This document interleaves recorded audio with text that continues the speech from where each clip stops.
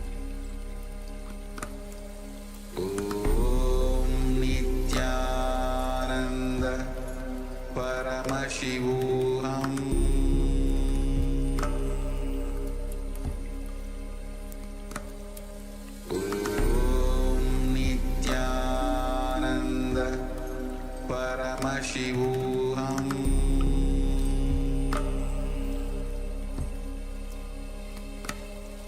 Om Nithyananda Paramashivoham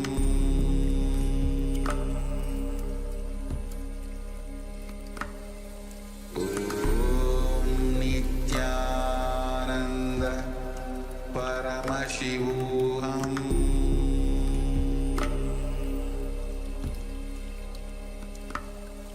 Om Nithyananda Paramashivoham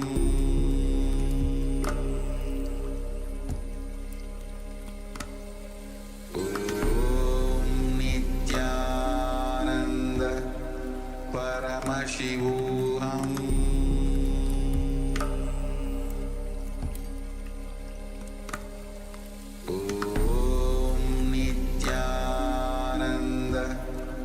Paramashivoham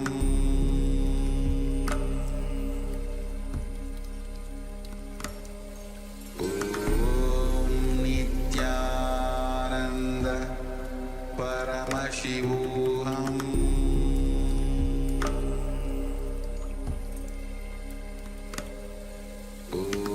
Om Nithyananda Paramashivoham Om Nithyananda Paramashivoham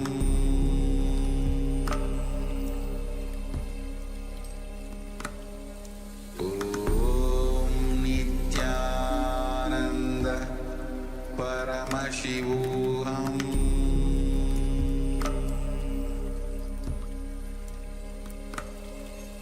Om Nithyananda Paramashivoham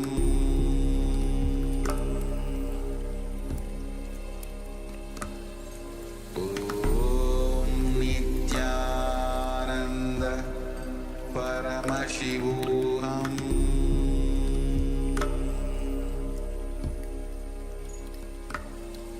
Om Nithyananda Paramashivoham.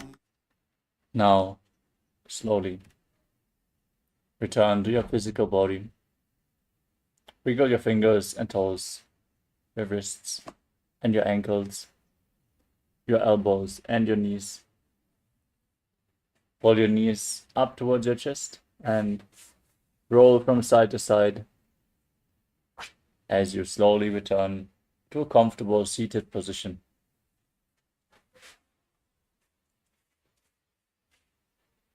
Congratulations, you completed the Pratama Vinyasa Krama 108 asanas of the Dvitiya Vinyasa Krama. What?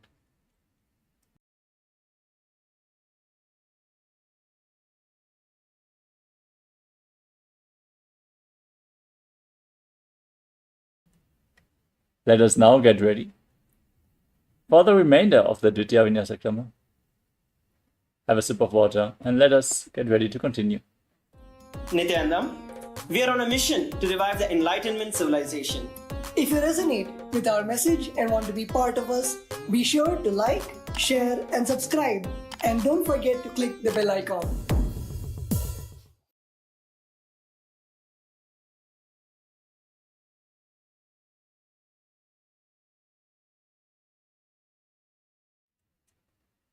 Yes, let us now move on to the next asana of the sequence, Yathasana. Now, sit in a posture that brings ease to your physical and mental space. Any comfortable posture is fine. Keep your hands on the knees in Bindu Mudra, index fingers and thumbs together. As you visualize Swamiji in your inner space, breathe in Samana Kumbhaka, fill your stomach with prana, and hold the breath as you internally chant Om Nithyananda Paramashivoham.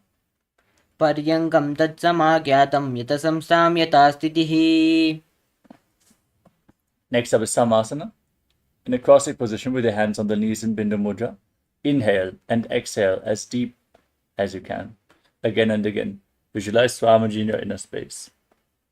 इदानीं गर्भिणीनां योगाभ्यासो यथा लघो सुखप्रसवलाभाय प्रोच्यते प्राग्धनेपति.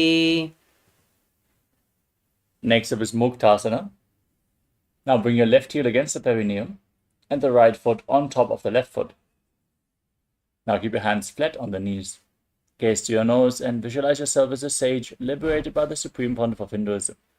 निपीड्य सीविनीं सूक्ष्मां दक्षिणेतरगुल्पतः वामं याम्येन गुल्पेन मुक्तासनमिदं भवेत्. Next up is Siddhasana. From the same position, gaze up towards your third eye and visualize Swamiji in your inner space. स्थाणुस्संयमितेन्द्रियोचलदृशा पश्यन् भ्रुवोरन्तरं चैतन्मोक्षकपातभेदजनकं सिद्धासनं प्रोच्यते. Next up is Siddhi Asana. Now shift your gaze to the ground in front of you. As you engage all the bandhas, visualize Swamiji in your inner space. वामपादकी एडी जानो शिवनिमदिता सुकोंटानो दचपादकी AD जोई मेदुमदि लगावे सोई. Next up is Rudrasana 2. Now keep your hands in Bindu Mudra on the knees. Gaze to your third eye and visualize yourself as Lord Rudra. वामचरण परिदक्षिण राके एकजुगति आसे विदिधाके. Now maintain the posture, shift your gaze to the nose and visualize, embody tranquility and an unshakable nature in Santadrunasana. आसन की गुणमन की चंचलता मीटे. Next up is Siddhasana 2. Now bring your hands in front of the navel, cup one palm over the other in Samputa Mudra, resembling a lotus flower as you visualize Swamiji in Siddhasana 2. ऋजुकाय समाशीन सिद्धासनमुदीरितं प्रसार्य भुवि पादौ तो दोर्भ्यामङ्गुष्ठमादरात्. Next up is Bandha Yoni Asana. As you set the Sankalpa to manifest to the womb of creation. Inhale all the way and hold your breath, and then enter Shanmukhi Mudra. Lock your mouth with your little fingers, your nostrils with the ring fingers, eyes with the middle and index fingers, and your ears with your thumbs. यत्र मध्ये महादेव बन्धयोन्यासने शृणौ यत्कृत्वा केचरो भूत्वा विचरेदीश्वरो यथा.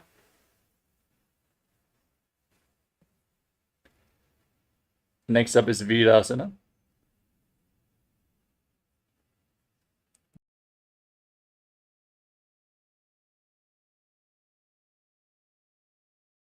Now keep your right foot on the left thigh and the left foot below the right thigh. Keep your hands on the knees in Bindu Mudra and embody the state and space of bravery, Vira. एकं पादमतैकस्मिन् विन्यस्योरणे संस्थितः इतरस्मिंस्तथा चोरुं वीरासनमुदीरितम्.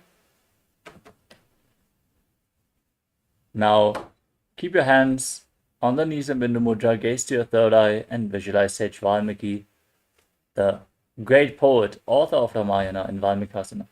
दावा पग की पगतलिपुनि AD है जोय.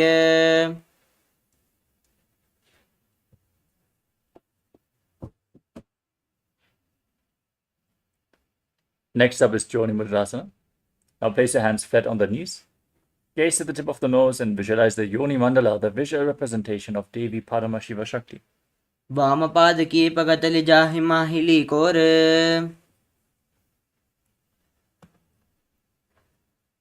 Maintain the posture, shift your gaze to your third eye. Keep visualizing the Yoni Mandala in Yoni Asana. योन्यासनं पर्वतेन योगं योगफलेनिलं तत्कालफलदं तावत् केचरो यावदेव हि पादयोगेन चक्रस्य लिङ्गाग्रं योनि योजयेत् अन्यत् पादमुरो दत्वा तत्र योन्यासनं भुवि.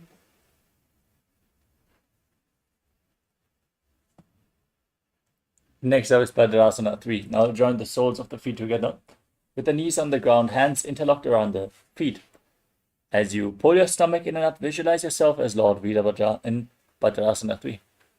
गुल्पो च वृषणस्यादः शीवन्त्यः पार्श्वयोक्षिपेत् सव्यगुल्पं तथा सव्ये दक्षगुल्पं तु दक्षिणे पार्श्वपादौ च पाणिभ्यां दृढं बद्ध्वा सुनिश्चलं भद्रासनं भवेत् एतत् सर्वव्याधिविनाशकम्. Maintain your legs in the same position. Place the left hand on the knee and the right hand over your mouth, closing the left nostril. Inhale through the right nostril Then close both nostrils, hold your breath. Then exhale through the left nostril, inhale again through the left, close both nostrils, and then exhale through the right, interchanging the breathing direction in Abhyantara Kumbhaka. As you push your tongue upwards in Kechari Mudra, along the pharynx, the nasal tract, if you can, gaze to your third eye and visualize yourself as an Agori in Agorasana. पूर्व कहो भिष्टिका जोई वाही विधि जो की जय सोई.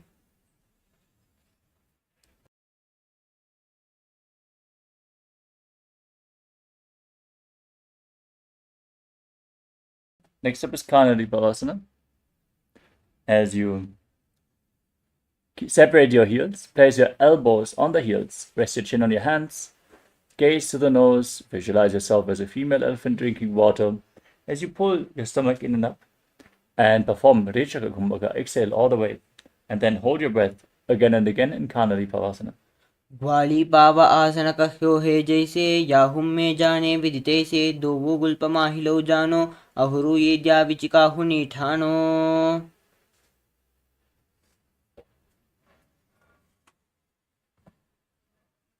Next up is Padasana. As you bring your hands underneath the feet, interlock your fingers in front and lift your feet off the mat. Gaze to the nose and visualize Swamiji in your inner space. ततोद्वं रेचयेत् वायुं मृडनिश्वास संयुतम्. Next up is Gopi Chandasana. Now interlock your fingers around the toes from the top and pull the soles of the feet against your chest as you rest your chin on your hands. Gaze to your nose and embody the state and space of a king. पूरब विधिपगा का अंगुटा कंटको परासे. Next up is Uddadasana. Now scoop your hands below the feet and interlock your fingers around the toes. As you lift your feet against the chest, rest your chin on the soles of the feet, gaze to your nose, and visualize your body free from any defects. दोवु पगतलि संपुट ठाणे उबे हस्तकरि ऊर्ध हिताने अंगुष्ट दोवु समत हरावे चुबको नीचे ताहि लगावे. Next up is Vishisthasana. Now lift your feet even higher in front of your face. Keep interlocked fingers in front of your forehead as you visualize yourself excelling in everything. दोवु पगतलि जोड़ी संपुट करे. Next up is Bhujasana. Now bring your legs over top of your shoulders and bend your elbows up to interlock your fingers around your neck. Visualize yourself as a cobra as you breathe in Rechaka Kumbhaka. शिरासनं तु विज्ञेयं कक्षासनमतः परं ग्रीवासनं च परमं भुजासनमिहोच्यते. Next up is Kalyanasana. Now, from the same position with your legs over top of the shoulders, bend your elbows downwards, bring them around your thighs, behind your back. Try to interlock your fingers as you gaze to the nose and visualize yourself as a beautiful, auspicious goddess in Kalyanasana. दोवु हाथ पगम वीचा आने तिनको गोडानी चेटाने बहुरी पाग्यात बाहर ल्यावे पुनयुगति ऐसी तहरावे. Next up is Sankatasana. Now place the top of the left foot flat on the mat and stack the right knee over top of the left. Keep the right heel at the outside of the opposite hip. Place your hands on opposite knees and gaze forward in Vaishnavi Mudra without focusing on any external object. Just focus on the object within as you visualize yourself as a swan and breathe in Ujjayi Pranayama. Make an ocean-like sound with your mouth. वामपादं चितेर्मूलं सन्न्यस्य धरणीतले पाददण्डेन याम्येन वेष्टयेद्वामपादकं जानुयुग्मं करयुग्मम् एतत् सङ्कटमासनम्. Next up is Dhenukasana. Now slide the left foot outside the hip and sit on the ground. Keep your hands on the top knee as you pull your stomach in and up in Uddiyana Bandha and visualize a cow in your inner space. अनुषागीनकरपञ्चदं वृषीरिन्दगल्यम्नि.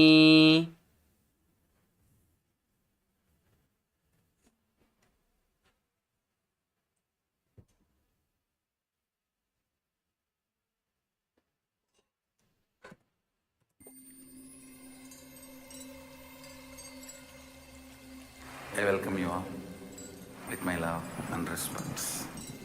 Let you all open all your three eyes. Om Nithyananda Paramashivoham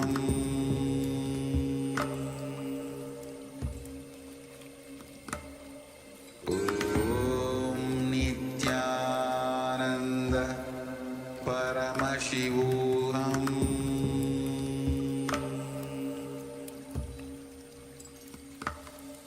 Om Nithyananda Paramashivoham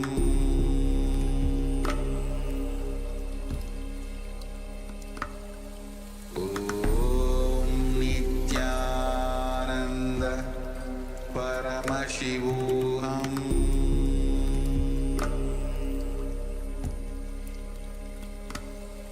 Om Nithyananda. Yes, sorry for the interruption. Let us now continue with Dhenukasana. Sit with your knees stacked, the heels at the outside of opposite hips. Pull your stomach in and up in Uddiyana Bandha as you keep your interlocked hands on the top knee. Visualize a cow in your inner space. अनुसागी Nagar पंचदम वृषीरिम दगल्यम्नी. Now, place the right foot on the left thigh and the left foot on the right knee. Bring your left arm behind your back and twist your spine, holding onto opposite thighs. As you gaze to your third eye, visualize Swamiji in Machandasana. वामचंग परिदचनटाने वामहस्तविष्टि दिशाने बहुरोदचन पादकी हे जोई ताकी नाली जूपा करे सोई. Next up is Machandasana 2. Now, hold on to the feet as you lean forward and down. Place your forehead on the mat and visualize Swamiji in your inner space. प्रथमजी मनोचरण चुजोई वामजंग परिरा के सोई ताकि AD कडिस्योल्यावे बहुरी जुगति अह और करावे. Rise up and interlock your fingers. Place them on the top knee. Engage all three bandhas, Mahamudra Bandha, as you visualize Swamiji, your Guru, in Guru Asana. ऊर्मूले इतरपादस्य कनिष्ठिका प्रदेशगुल्पं संस्थाप्य तदेव जानु इतरपादस्य पार्ष्णि संस्थाप्य तिष्ठेत् हस्तौ सम्मीलयेत् गुरुवासनं भवति. Now repeat Sankatasana on the other side. Now place the top of the right foot flat on the mat. Sit on the right heel as you stick the left knee over top, heel by the outside of the opposite hip. Keep your hands on opposite knees and visualize yourself as an elegant swan. वामपादं चितेर्मूलं सन्न्यस्य धरणीतले पाददण्डेन याम्येन वेष्टयेद्वामपादकं जानुयुग्मं करयुग्मं एतत् सङ्कटमासनम्.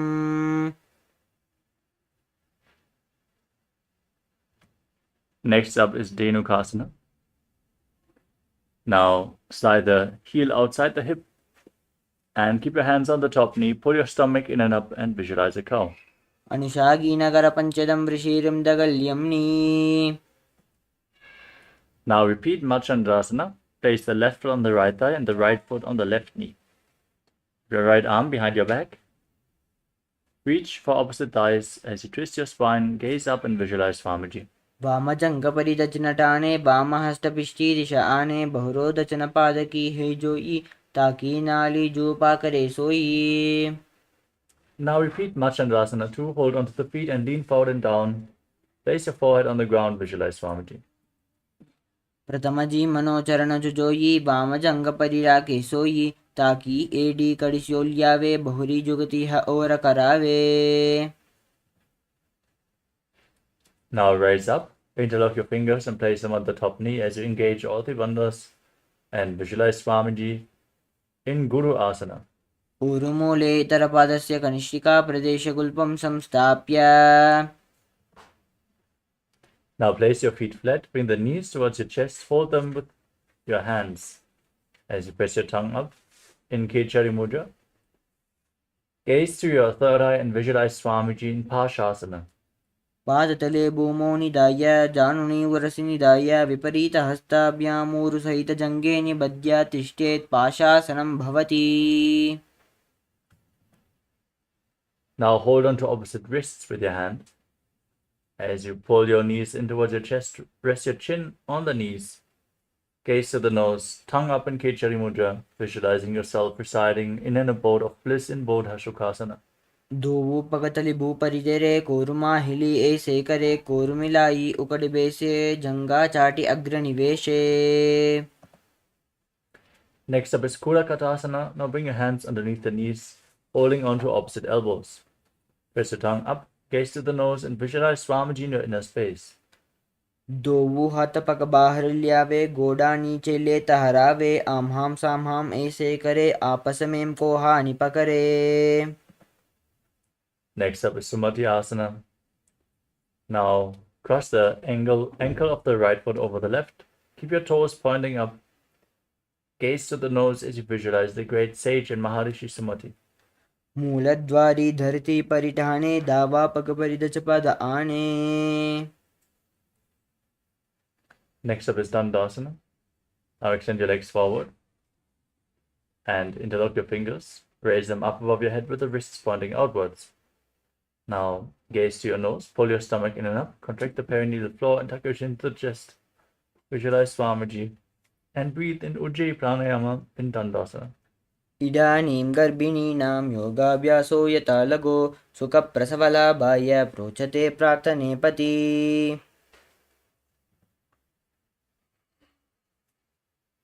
Now lean forward and down and hold on to the big toes in Prana Mudra.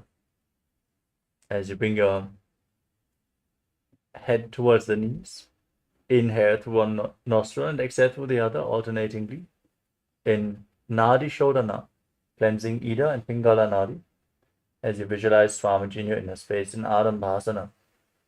दोवु पग मिलिवा पसारी पगा का अंगूठा पकड़े लिलाट गोड़ा लगावे. Now separate your feet and slightly raise your knees off the ground. Bring your hands underneath the shins, holding onto the soles of the feet from the outside.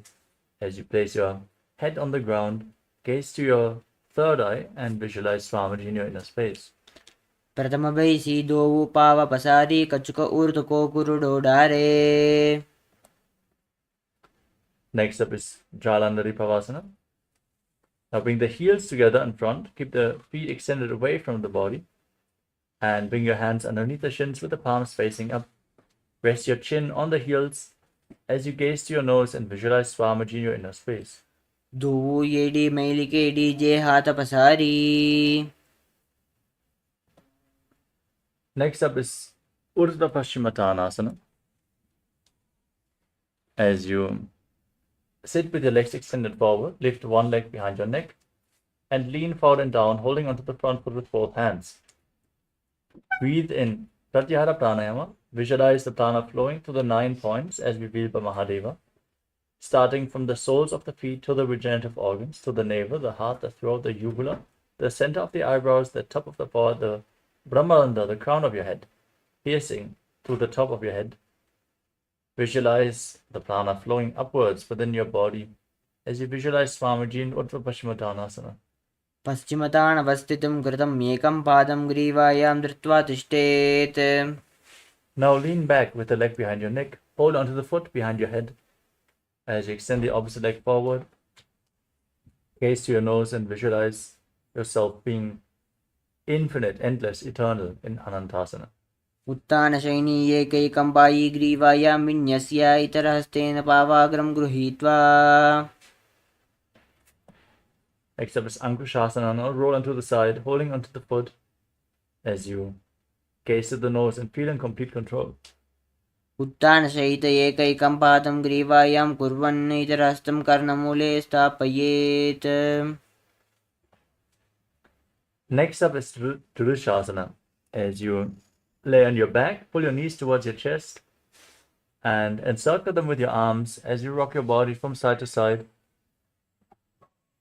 Visualize Swamiji in your inner space and breathe in Pratyahara Pranayama.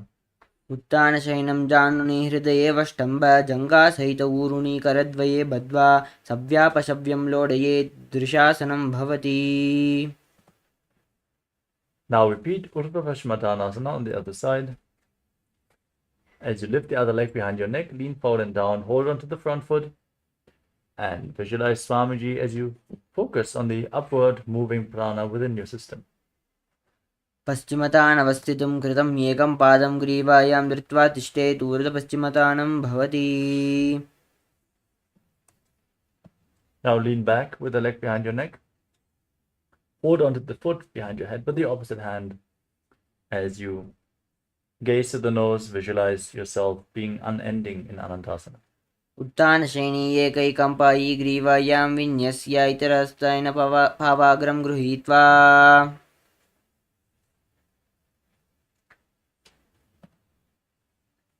Now roll onto the side in Ankushasana, gazing to the nose and feeling in complete control.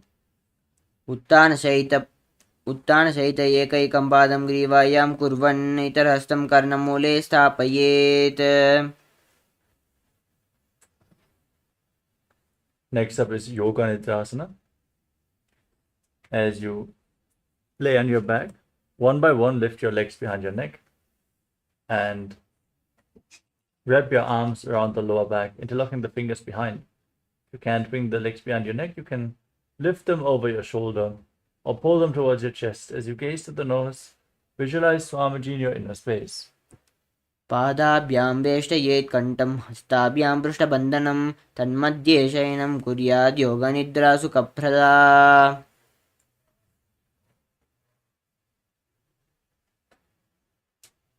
Next up is Atmaramasana from the same position. With your legs over the shoulders, interlock your fingers behind your head. As you gaze to your nose, visualize Lord Vishnu blessing you from within. आत्मा राम आसन प्रथमसूदोऽसो वे.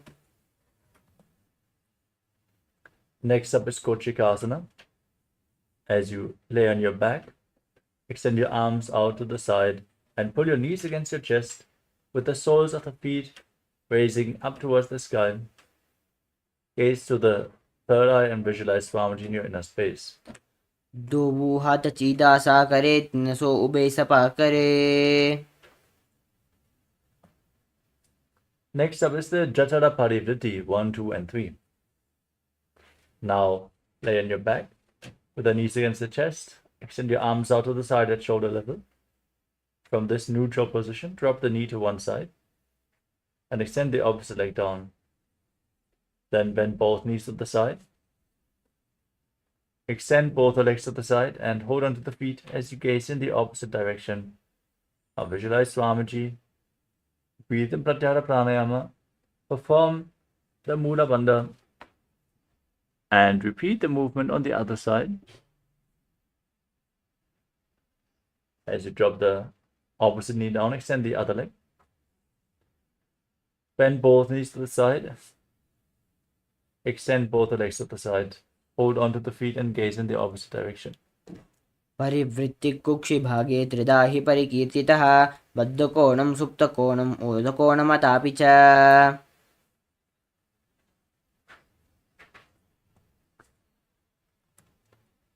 Next up is the Dvipada Pitam. As you lay on your back, hold onto your ankles. Keep your feet flat and raise your hips up. Push your hips forward. As you lock your throat in Jalandhara Bandha, gaze to your nose and visualize yourself as sturdy as a bridge in Dvipada Pitam. प्रतिक्रियायुतं द्वन्द्वपीठः सर्वबलप्रदं गर्भिणीनां दुर्बलानामिति Gargi जगादनु. Next up is Paryankasana. Now bring your hands over your shoulders, the fingers pointing towards your feet.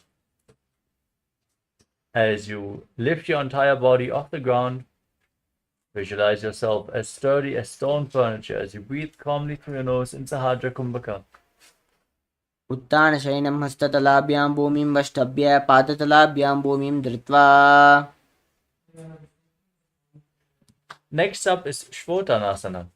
As you lay on your back, pull your knees against your chest and place your hands on the respective shoulders. Move your hips in a circular motion as you visualize yourself as a dog playfully rolling around on its back in Shvotanasana.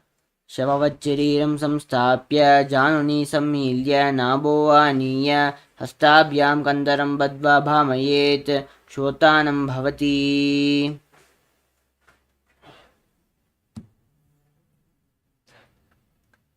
Next up is the Viparita Karani. Now, lay supine with your arms flat and raise your legs up. Point the toes to the sky. Use your arms for balance. As you move your hips in a circular motion, visualize Swamiji in your inner space. भूतलेष्वशिरो दद्वा केन ये चरणद्वयं विपरीतकृतैस्तैसा सर्वतन्त्रेषु गोपिता. Next up is the Viparita Karanitu. Now keep your legs stable, don't move. Keep the toes pointing up and visualize Swamiji in your inner space. Karni विपरीताख्या सर्वादिव्याधिनाशिनी नित्यमभ्यासयुक्तस्य जाटरागिन्निवर्धनी. Now drop the feet down over top of your head. Touch the toes to the mat.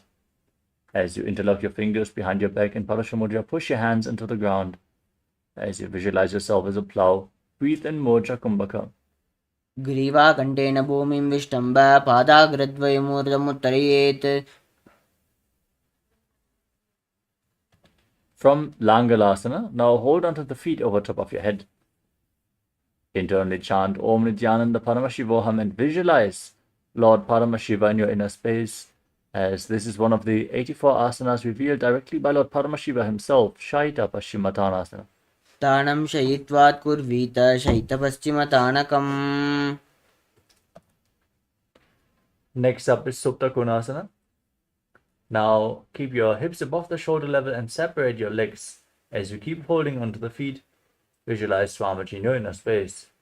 परिवृत्तिकुक्षिभागे त्रिदाहि परिकीर्तितः मध्यकोणं सुप्तकोणं मूर्धकोणमतापि च.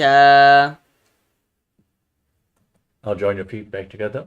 Hold onto your ankles and then roll onto your back, keeping your arms and legs straight, visualizing yourself as a chakra, a wheel in Chakrasana. शवाशनस्तद्वौ पादौ कुर्यान्मस्तकतः परौ व्युत्क्रमेण ततः शीघ्रम् एतत् सर्वस्य साधनम्. Next up is Supta Prasarita Parangushtasana. Now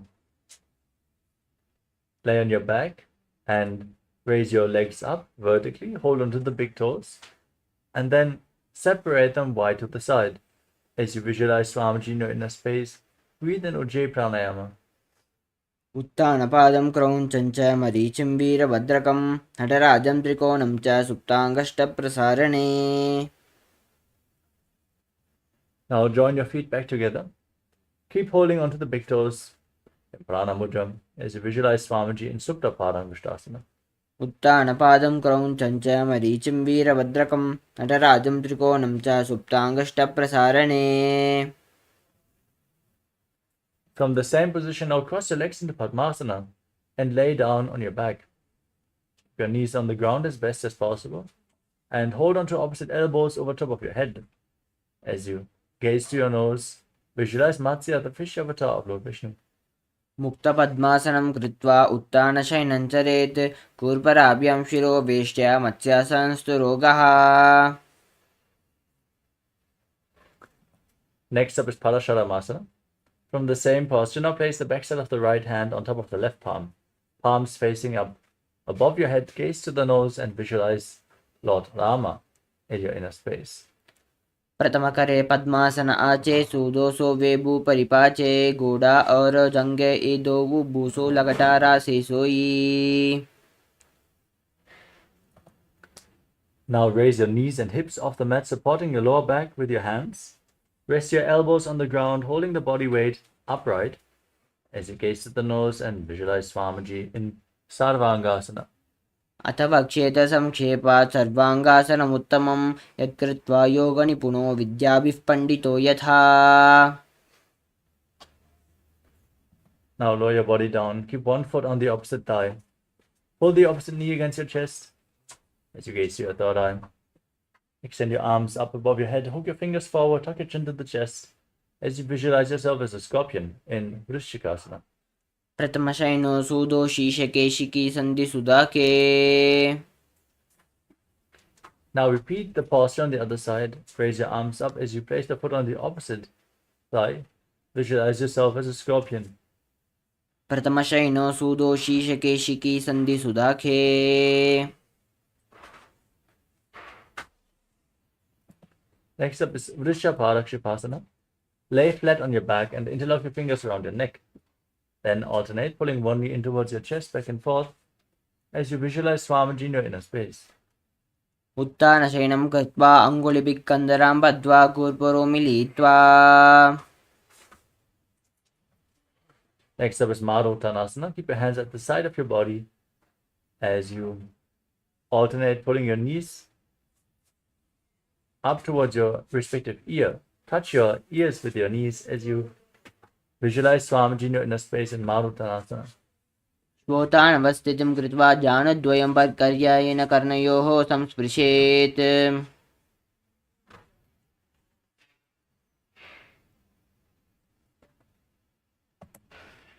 Next up is Vrikasana. Laying on your back, place your feet flat and raise up. Stand up and lay back down again and again as you visualize yourself as a wolf. उत्तानशयनं कृत्वा पादतलाभ्यां भूमिं धृत्वा उत्तिष्ठेत्.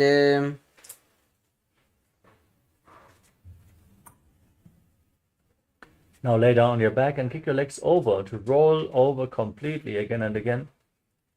Visualize Swamiji in your inner space and finally end this posture in a prone position on your stomach. उत्तानशयनं पादौ शिरलुङ्ग्य भूमौ स्थापयित्वा. Nithyananda, we are on a mission to revive the Enlightenment civilization. If you resonate with our message and want to be part of us, be sure to like, share, and subscribe. And don't forget to click the bell icon.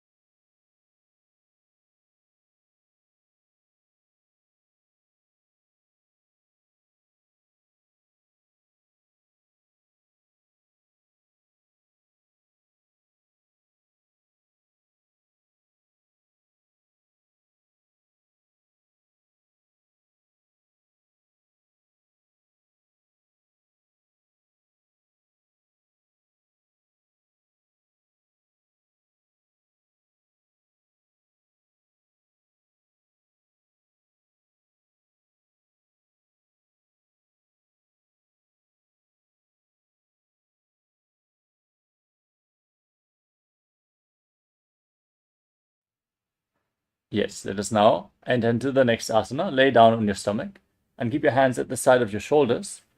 Contract your lips. Make a whistling sound like a flute on the inhalation as you visualize yourself as a chariot carrying warriors into a battle for Dharma on your chariot back in Sanatasana. निब्जशयनं कृत्वा नाभिं भूमौ निधाय सम्पद्य हस्तां भूमिं वष्टभ्य तिष्ठेत्. शरतासनं भवति.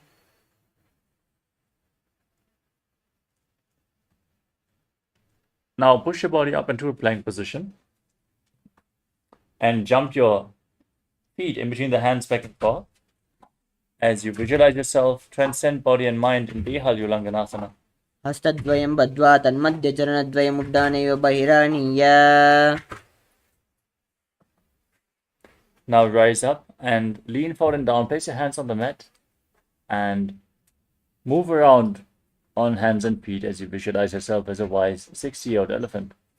अथ जाट्यासनं वक्ष्ये येन जाटे स्मरो भवेत्. हस्तान्द्रिभूमौ च गमनम् आगमनं ततः.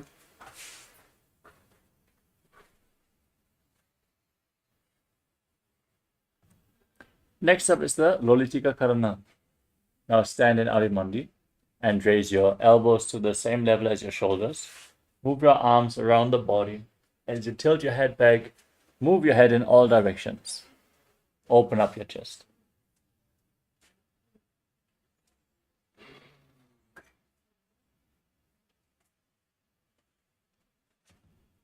Next up is Sadapasana.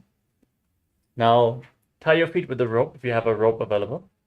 And stand erect on the mat like a rod. Keep your elbows close to the body, the hands on the thighs, as you visualize your Kundalini Devi rising and curling upwards around your body. अथ सर्पासनं वक्ष्ये वायुपानाय केवलं. शरीरं दण्डवत् तिष्ठेत्. रज्जुबन्धस्तु पादयोः. Next up is Ushtra Sadhanasana. Now lean forward and down, place your hands on the mat and hold on to the front of the toes as you keep your hands in fists. Walk around visualizing yourself as a camel.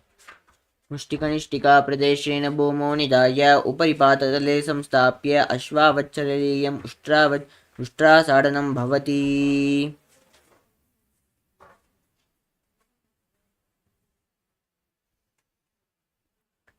From the same position, now hold the toes from the side, hands in fists. Visualize yourself as a horse as you walk around on the mat like a horse in Ashvasana. मुष्टिकनिष्ठिका प्रदेशेन भूमौ निधाय उपरि पादतले संस्थाप्य अश्वावच्छरीरं चलनीयम् अश्वासनं भवति.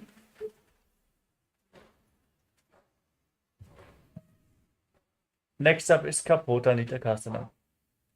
Now, bring your heels together and interlock your fingers behind your back.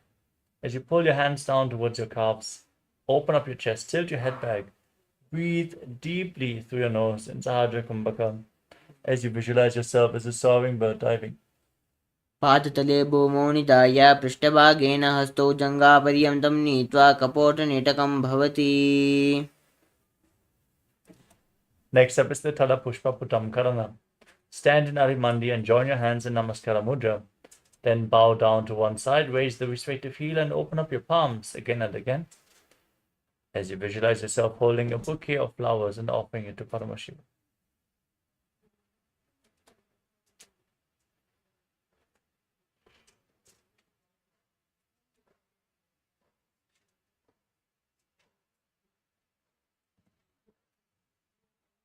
Next up is Khadgasana. Now stand on the mat, gaze at the nose and visualize yourself as a rhinoceros. Then lay down on your stomach and jump your feet up towards your hands and stand with your hands in Namaskara Mudra, resembling the horn of the rhinoceros. नुजसरतमासनं कृत्वा पादतलाभ्यां भूमिं वष्टभ्य उत्तिष्ठेत् कटुगासनं भवति.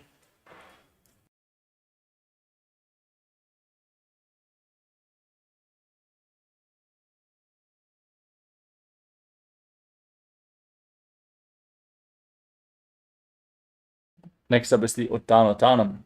Now hold on to weights and sit down on the mat or squat down as low as you can again and again. As you gaze to your nose, visualize Swamiji in your inner space. पुनः पुनः उत्थातव्यम् असितव्यम् इति. Mursalasana. Raise your arms up above your head and stand straight, jumping repeatedly, visualizing yourself as a mace. सरलं स्थित्वा ऊर्ध्वं बाहुं नयेत्. Next up is Uchirshakasana. Now, hold on to one foot with both hands, pulling it against your chest as you sit down and stand back up, with the other leg alternating on both sides as you gaze to your nose and visualize Swamiji in your inner space. हस्तद्वयेन धृत्वा तिष्ठेत् उच्चीर्षकं भवति. Next up is the Parshvajanukarana. Now keep the toes of one foot pointing to the side as you lift the opposite knee against your chest, encircling it with your arm. Keep the hand in a fist and place the other hand on the inner thigh.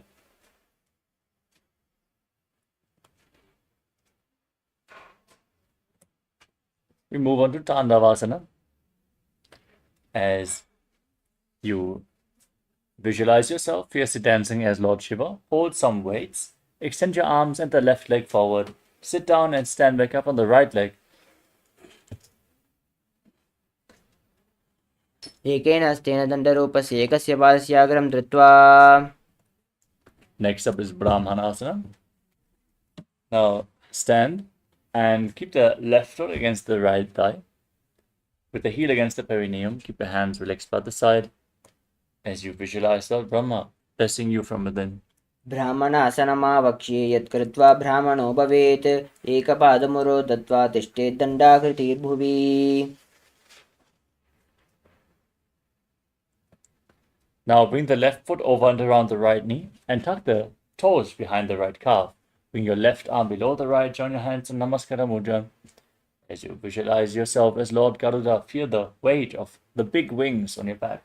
उत्थानकूर्मपीठश्च सैमस्गारुडमेव च वातायनं गोमुखं च भारद्वाजं त्रिविक्रमम्.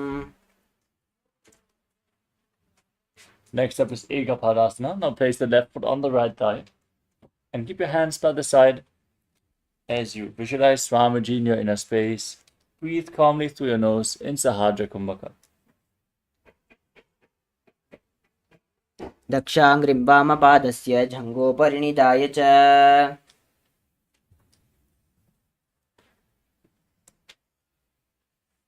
Next up is Dhuruvasana, the pole-star posture. Now hold on to the big toe in Prana Mudra and extend the left leg out to the side as you visualize yourself as the North Poster. Start rotating quickly on the standing leg.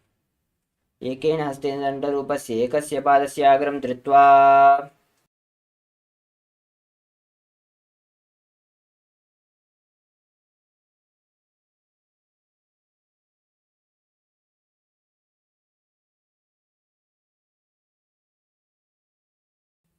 The next asana is Trivikramasana. Now lift the leg behind your neck. Stand tall, sit down and stand back up.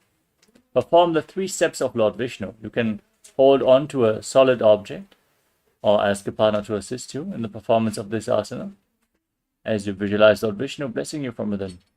ग्रीवायं पादं संस्थाप्य स्थातव्यमुत्थातव्यं त्रिविक्रमासनं भवति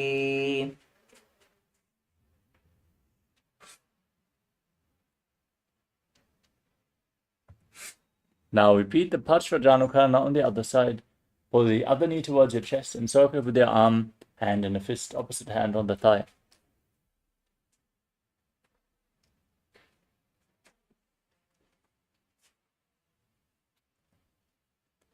Now repeat Tandavasana. Lift the right leg forward, extend your arms, sit down, stand back up, visualizing yourself fiercely dancing as Lord Shiva. एकेन पादेन स्थातव्यं ताण्डवासनं भवति Next up is Brahmanasana. Now raise the right foot against your perineum. Keep your hands relaxed by the side and visualize Lord Brahma blessing you. ब्राह्मणासनमावक्ष्ये यत् कृत्वा ब्राह्मणो भवेत् एकपादमुरो दत्वा तिष्ठेत् दण्डाकृतिर्भुवि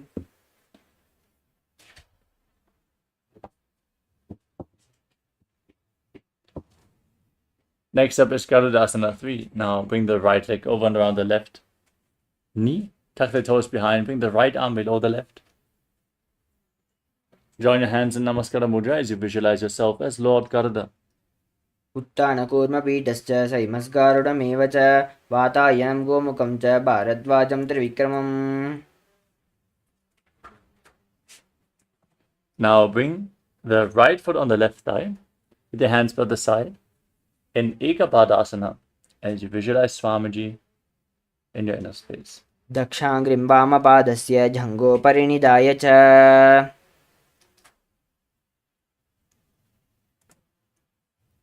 Now repeat Dhuruvasana, the pole-star posture. Hold onto the big toe of the right foot as you extend the right leg out to the side. Rotate quickly on the standing leg and visualize yourself as the North Poster. एकेन हस्तेन दण्डरूपस्य एकस्य पादस्य अग्रं धृत्वा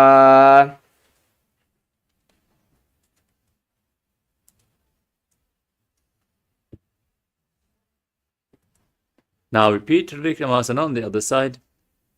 Lift the leg behind your neck. Sit down, stand back up. Perform the 3 steps of Lord Vishnu, visualizing Lord Vishnu in your inner space. ग्रीवायं पादं संस्थाप्य स्थातव्यमुत्थातव्यं त्रिविक्रमासनं भवति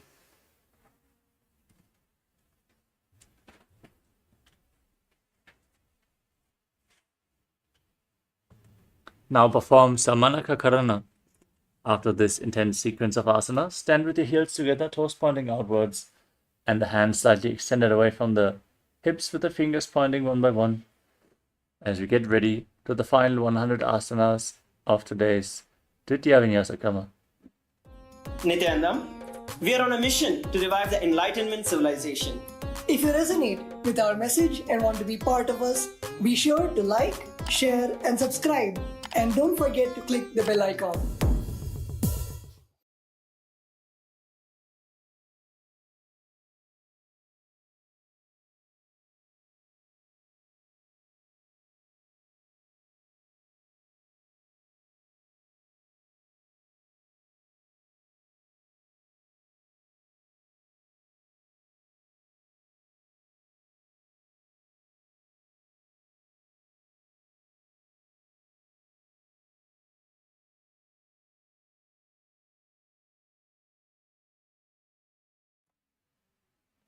The next asana is Gorak Anjali Asana.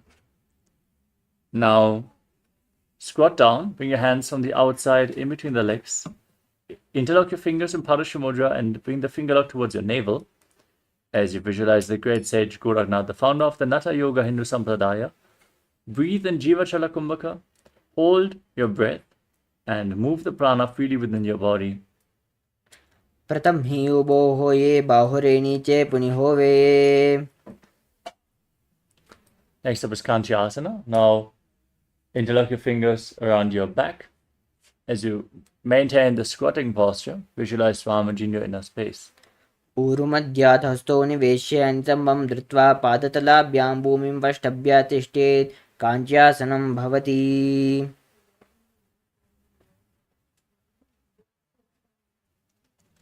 Next up is Bhairava Asana. Now bring the heels together, close towards your perineum as you squat down and interlock your fingers around your back.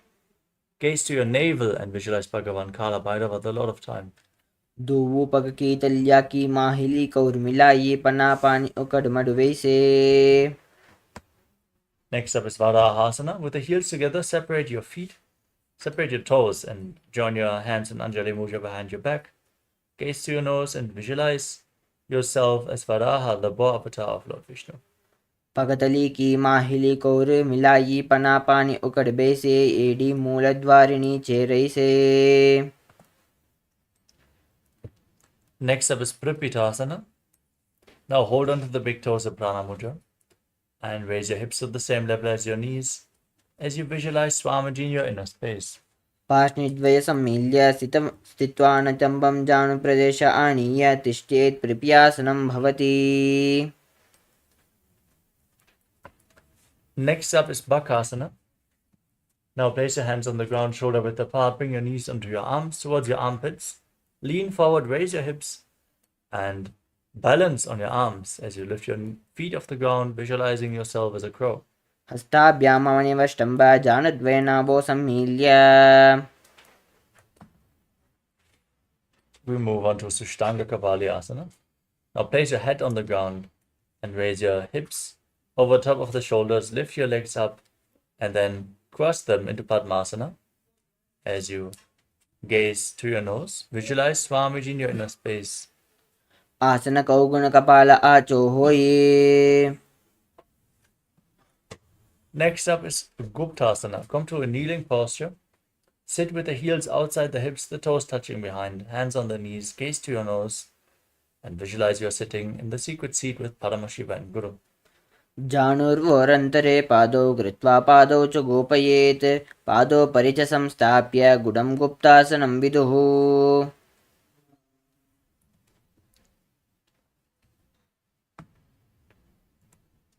Next up is Vrikshasana 2. As you place your hands on the ground, lift your legs up over top of your head in a handstand, visualizing yourself as a tree with deep roots growing into the ground. You can lean against a wall for support if needed. सप्तचक्रक्षालनाय वृक्षासनविशेषकान्. Now from the handstand, gaze to your third eye and visualize Tejas energy flowing to your third eye, rejuvenating your body in Shiva Asana. दो पगा की तल्या की माहिली गुल्प मिलाइए.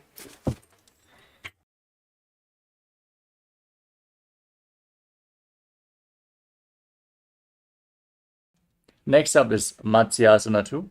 Now place your hands on the ground, shoulder width apart, and lower your body down towards the mat and push it back up again and again, visualizing yourself as a fish.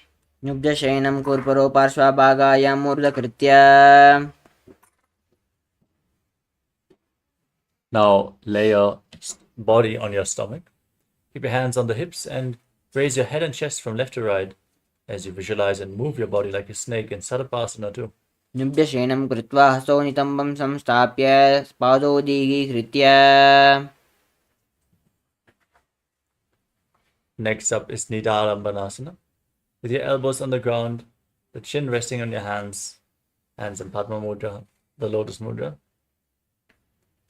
Feel self-supported and completely independent in Nidharambanasana. कराभ्यां पङ्कजं कृत्वा तिष्ठेत् कूर्परया शुरि मुखमुन्नमुनुच्छायै निरालम्बनमासनम्.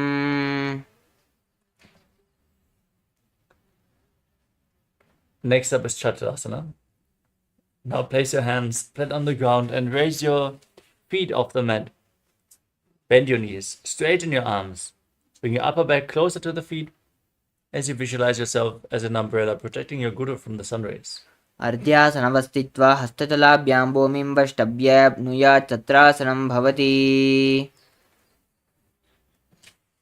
Next up is Vajrasana. Now sit on your heels with the feet flat. Extend your arms out, place the palms and your forehead on the ground. Gaze to your nose and visualize yourself as Vajra, the weapon of Indra, symbolizing indestructibility. इदानीं गर्भिणीनां योगाभ्यासो यथा लघु सुखप्रसवलाभाय प्रोचते प्राक्तनेपति दण्डपद्मभरद्वाज वीरवज्रसमानितो आसनानि सदा कुर्यात् सुदीर्घैरे च पूर्वकैः. Next up is Meshasana. Now raise your hips up high. Enter Gajasana position and alternate striking the ground with your hand as you visualize yourself as a powerful ram. गजासन संस्थितौ एकैकं बाहुं भूमौ ताडयेत्.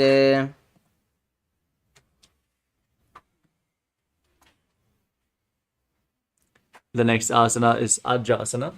From a handstand position, lower your body down towards the ground and visualize yourself as unborn, existing for all eternity. गजासन संस्थितौ पादद्वयम् अन्तराळे कृत्य. Next up is Dhanantarasana. Now kneel down and hold on to the big toes in Prana Mudra as you pull the toes towards your perineum. Then place your hands on the knees, gaze to your nose and visualize Swamiji in your inner space. पूर्वबलिपत्परिहता की काकसी स्यौ पनासरा मोडी. Now interlock your fingers in front and move your arms up, down, left, right in all directions. Give massage to the joints and muscles of your body as you breathe in Ujjayi Pranayama and visualize Swamiji in the Angamuttanam. हस्तयोरङ्गुलीर्बद्ध्वा हस्तयोर्मध्यात् सर्वमङ्गमं निष्कासयित्वा तिष्ठेत् अङ्गमोट्टानं भवति.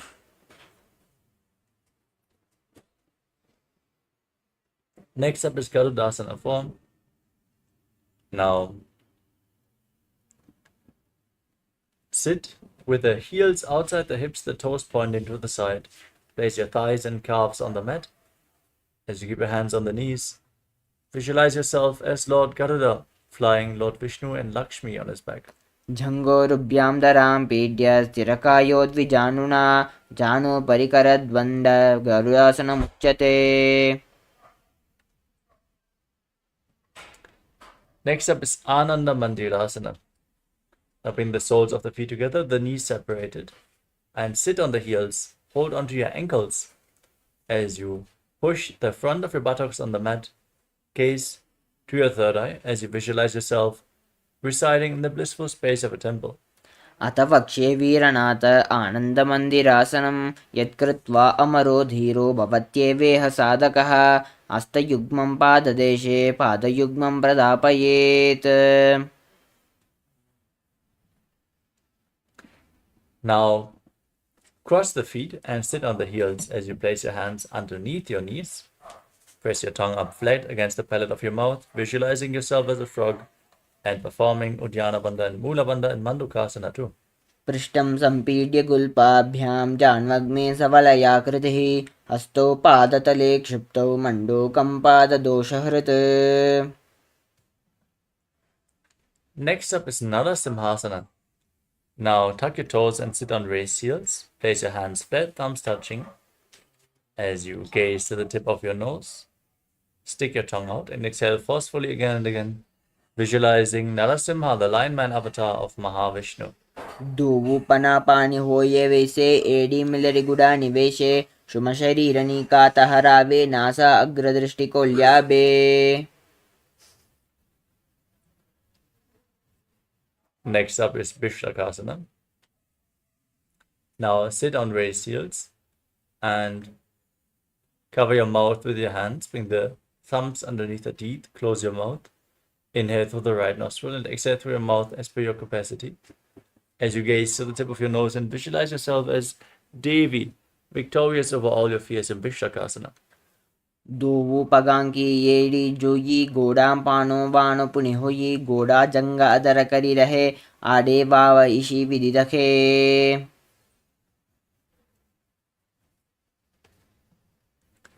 Next up is Makadasana. Now bring the soles of the feet together, toes pointing back, and sit on your heels. Gaze to your third eye as you visualize yourself as a playful monkey. Raise your arms to the armpits and imitate as if you are a monkey sketching itself. दोवु पगतलि संपुट आने तिनकी पिष्टि भूमि परिटाने मूलद्वार एड्यां परिल्यावे मूडा हाता ऊंचा तहरावे.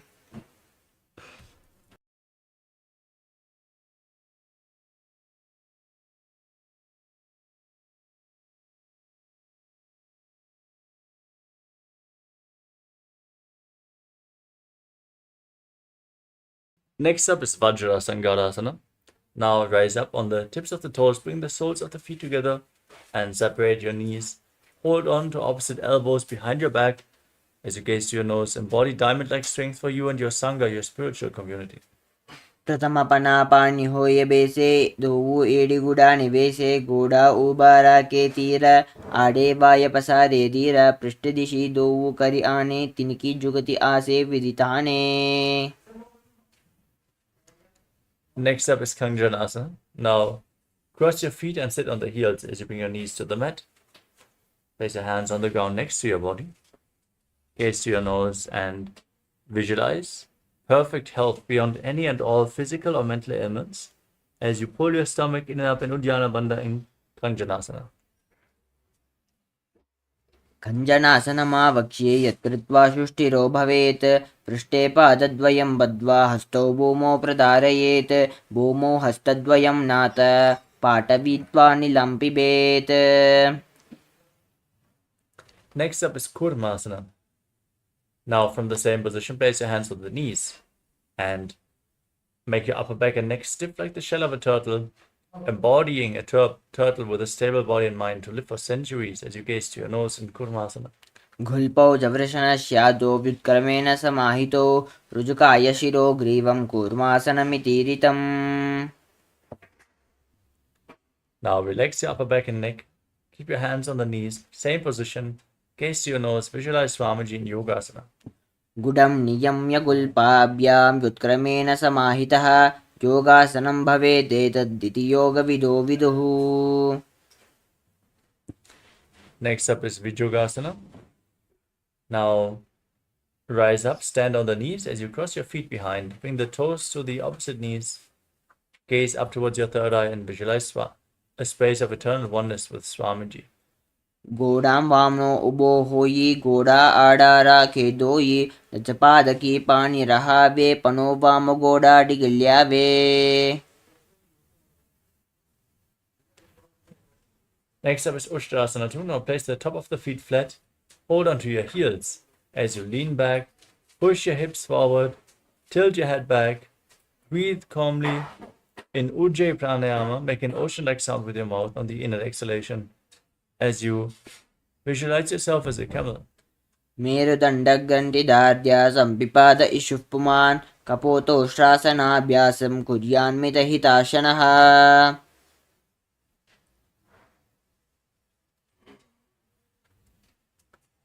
Next up is Pratyasana 2. Now lean back, place your elbows and the back of your head on the ground and hold onto your feet as you gaze to your nose and visualize yourself as a lotus blooming. दोवु येडी संपुट करे सोले मूलद्वारि तरिदरे पना पानी उकड़ होये बेसे बहुरे पिष्टि दिशि करे जो ऐसे. Next up is Viratasana. Now lay back completely. Bring your back to the ground and then raise back up again and again. You can use the support of your hands if needed as you gaze to your nose and visualize the healing and liberation of all causal, subtle forms of your body. झंगा प्रतिभूमौ निधाय जंगोदरयोः ऊरुणि संस्थाप्य पृष्ठिव संबारं स्पृशेत् विराटासनं भवति.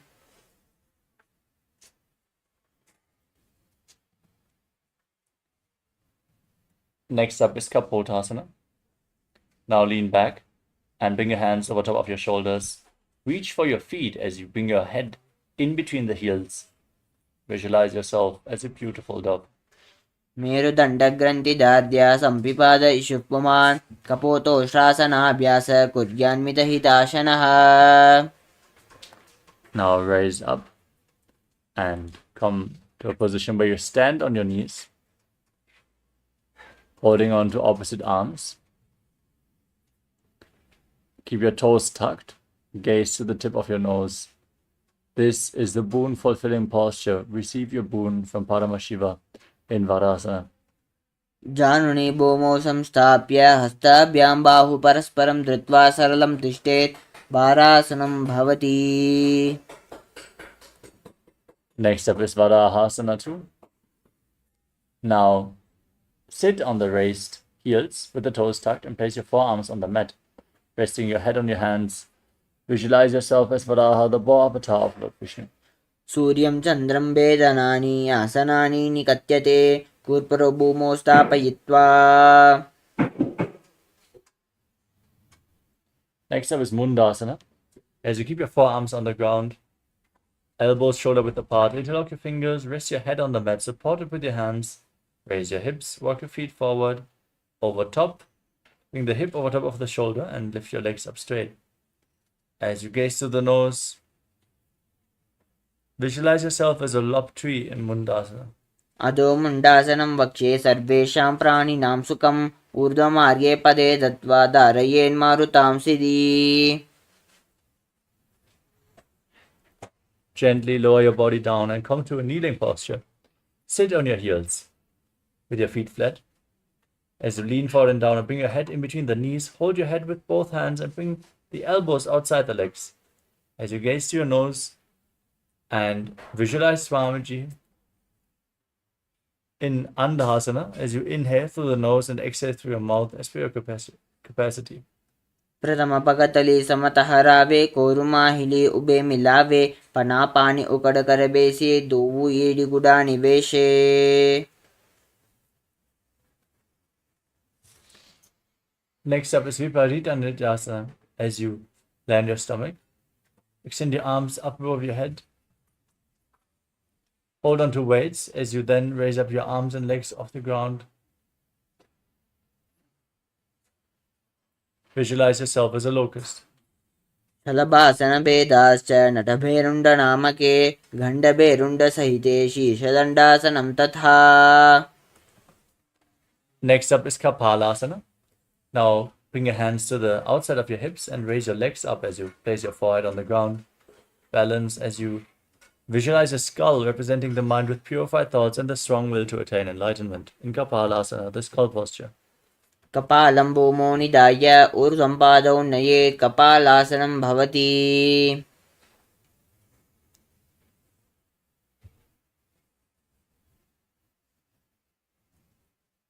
The next asana is Akasha Kapotasana. Now raise your hips up and bend your knees to bring the feet over top of your head. Place the feet on the ground in front of your face if you can, as you visualize yourself as a free and open dove. उष्ट्रासने स्थित्वा चरणौ भूमेरुत्थाप्य मस्तकोपरि नीत्वा पृष्ठप्रदेशेन भूमौ स्थापयेत् आकाशकपोटं भवति.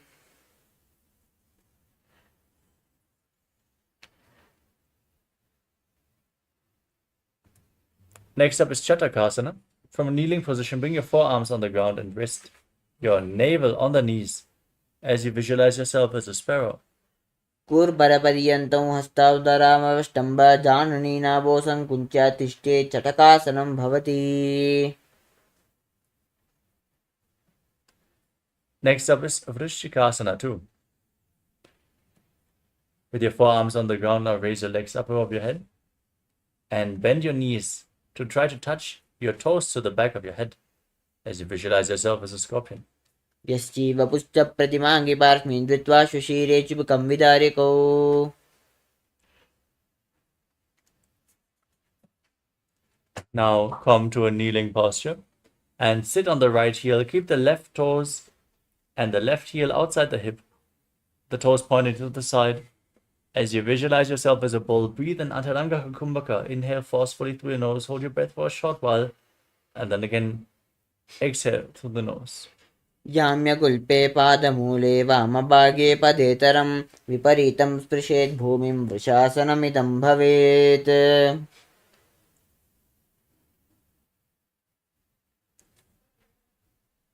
The next asana is Lolasana.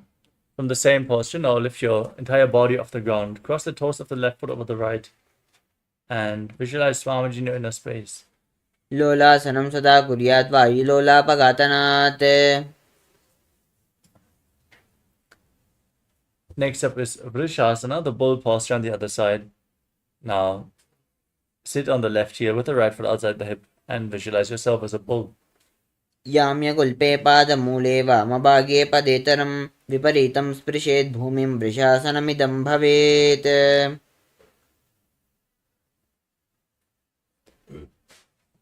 Next up is Balagunasana.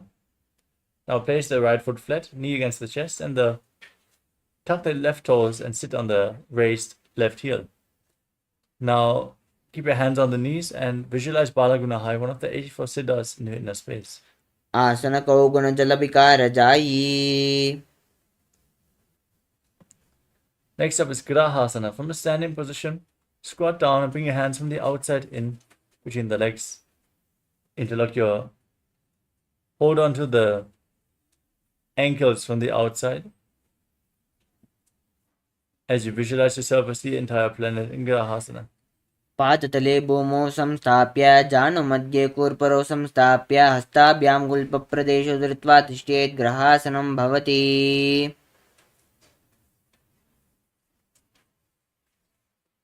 Now repeat Balalingasana on the other side. Sit on the other heel with the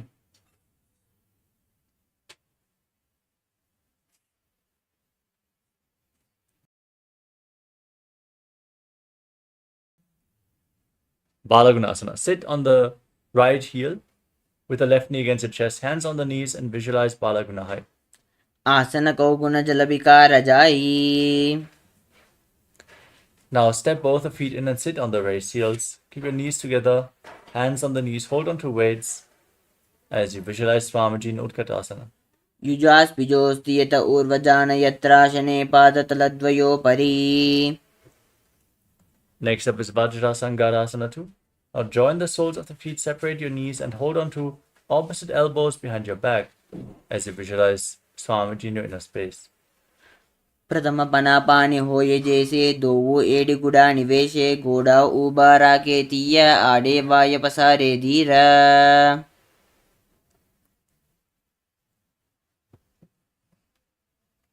Now place your hands flat on the ground, palms facing down, and step your heels on top of your hands as you squat down.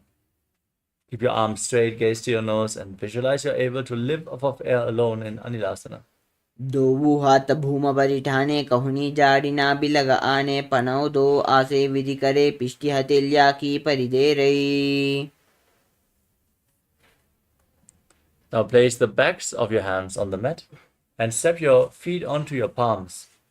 Wrap your hands around the feet like shoes as you walk around on the mat, visualizing yourself wearing padukas in Padukasana. हस्ततलयोः पादतले कृत्वा तिष्ठेत् गच्छेत् पादुकासनं भवति.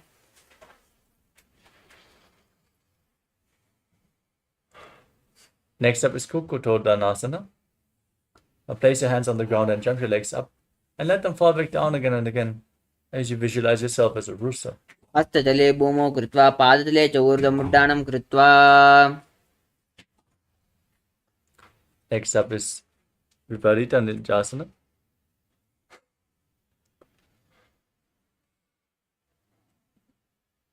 As you stand on your hands, raise your legs up over top of your hand and move your legs around on two hands, dancing. Feel yourself become free of all inhibitions. हस्ततलाभ्यां भूमिं वष्टभ्य ऊर्ध्वं पादाग्रे कुर्वन्.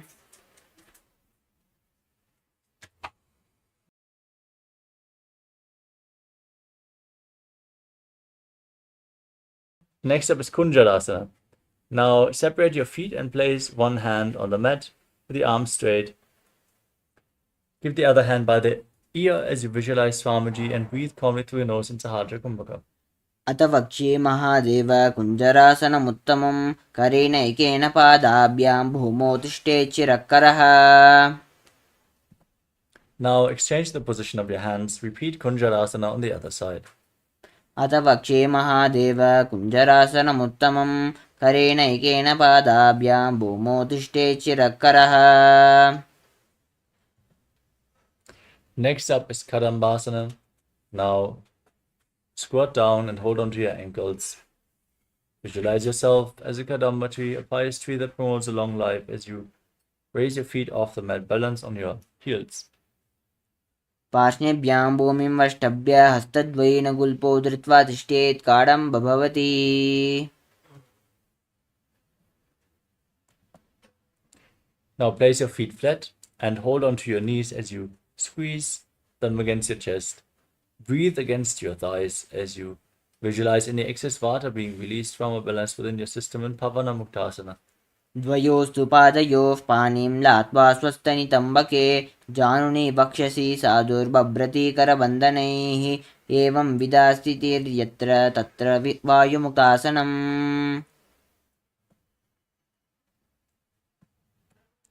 Next up is Chakrasana. Now lift one leg behind your neck as you keep the other leg extended forward. Keep your hands at the side and lift your entire body off the ground as you gaze up and visualize yourself as a powerful source of energy. पूर्वतानं चतुष्पातं पीठं वज्रासनं तथा.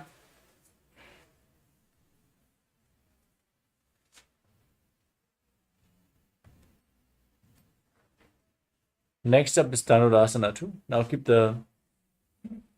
keep holding onto the big toes in Prana Mudra.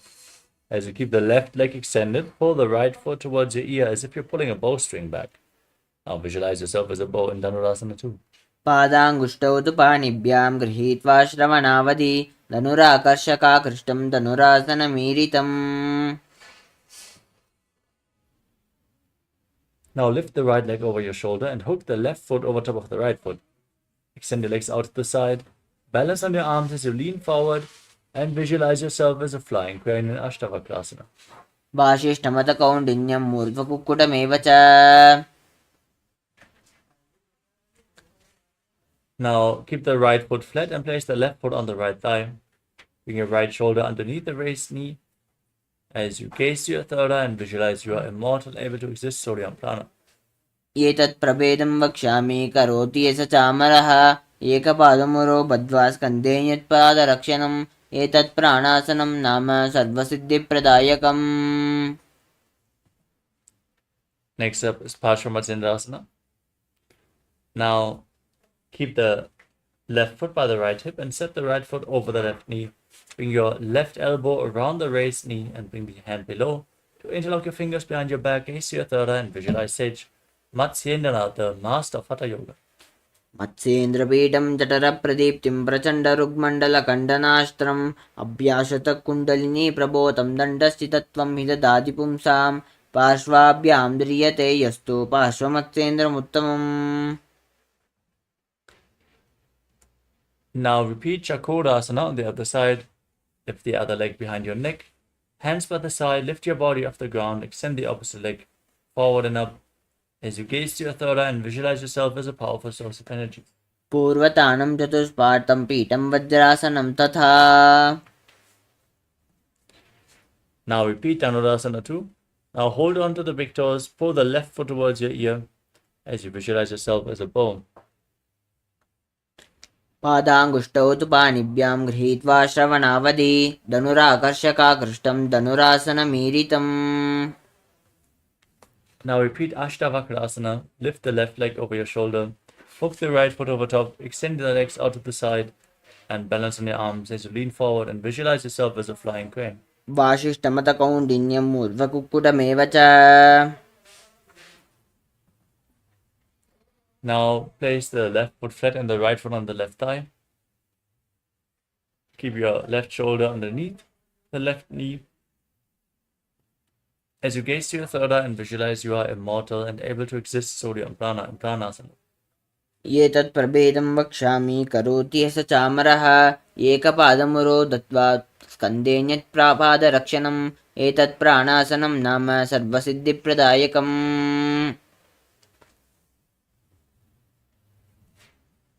Now repeat Paramashivoham on the other side. Bring the right foot outside the left hip, the left foot over the right knee. Bring the right arm below the left and interlock your fingers behind. As you gaze to your third eye and visualize Sage Nithyananda. मत्स्येन्द्रपीठं जठरप्रदीप्तिं प्रचण्डरुग्मण्डलकन्दनास्त्रम् अभ्यासतः kundalini प्रबोधं दन्दर्शयत्वं हि ददाति पुंसां पार्श्वाभ्यां ध्रियते यस्तु पार्श्वमत्स्येन्द्रमुत्तमम्. Next up is Ardha Paschimottanasana. Now keep the right heel against the perineum and the left leg extended forward.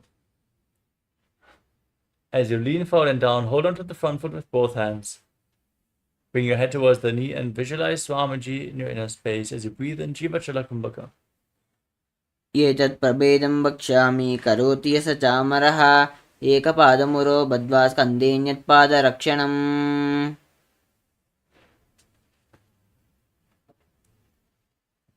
Next up is Crown Shasana. Now bring the right foot outside the hip and hold on to the left as you lift it in front of your face. Visualize yourself as a crane in Crown Shasana. वासिष्ठमतकौण्डिन्यं मूर्ध्वकुक्कुटमेव च अष्टावक्त्रमतोत्थानं मयूरं सेतुबन्धनम् उत्तानपादं क्रौञ्चं च मरीचिं वीरभद्रकं नटराजं त्रिकोणं च सुप्ताङ्गुष्ठप्रसारणे.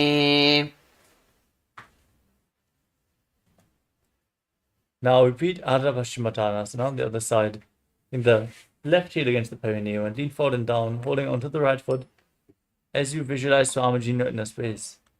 एकं पादं प्रसार्य एकं पादस्य पार्श्वनाशीवनि सम्पीड्य हस्तद्वयेन प्रसारितपादाङ्गुष्ठं धृत्वा.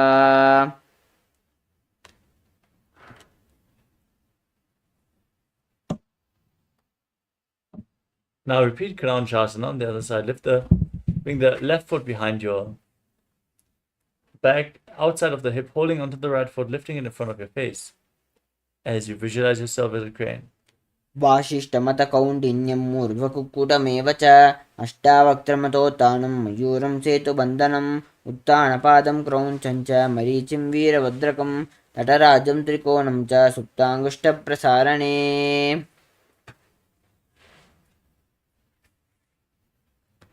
Next up is Swastikasana. Now sit in a cross-legged position. Bring your feet in between the thighs and calves. Your hands on the knees, gaze to your nose and embody peace, well-being, good fortune and prosperity. Visualize the swastika. जानुर्वोरन्तये सम्यक् कृत्वा पादतले उभे ऋजुकाय समाशीन स्वस्तिकं तत्प्रचक्षते. Now maintain your legs in the same position, but cover your heels with your hands. Tuck your chin to the chest. Gaze to the nose as you visualize the great sage Goraknath, the founder of the Natha Yoga Hindu Sampradaya in Gorakshasana. जानुर्वोरन्तरे पादौ उत्तानौ व्यक्तसंस्थितौ गुल्पौ चाचाद्यहस्ताभ्याम् उत्तानाभ्यां प्रयत्नतः कण्ठसङ्कोचनं कृत्वा नासाग्रम् अवलोकयेत्. गोरक्षासनमित्याहुर्योगिनां सिद्धिकारणम्.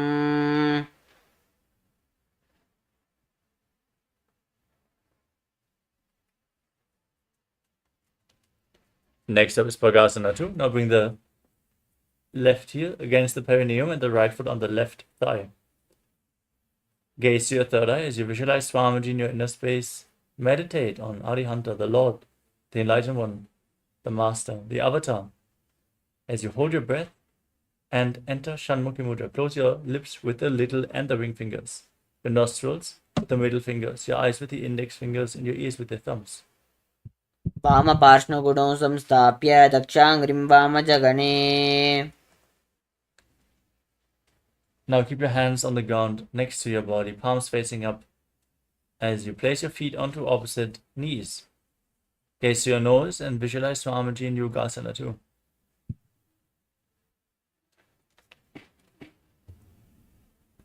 एकं पादं प्रसार्य एकं पादस्य पार्श्वनाशीवनि सम्पीड्य.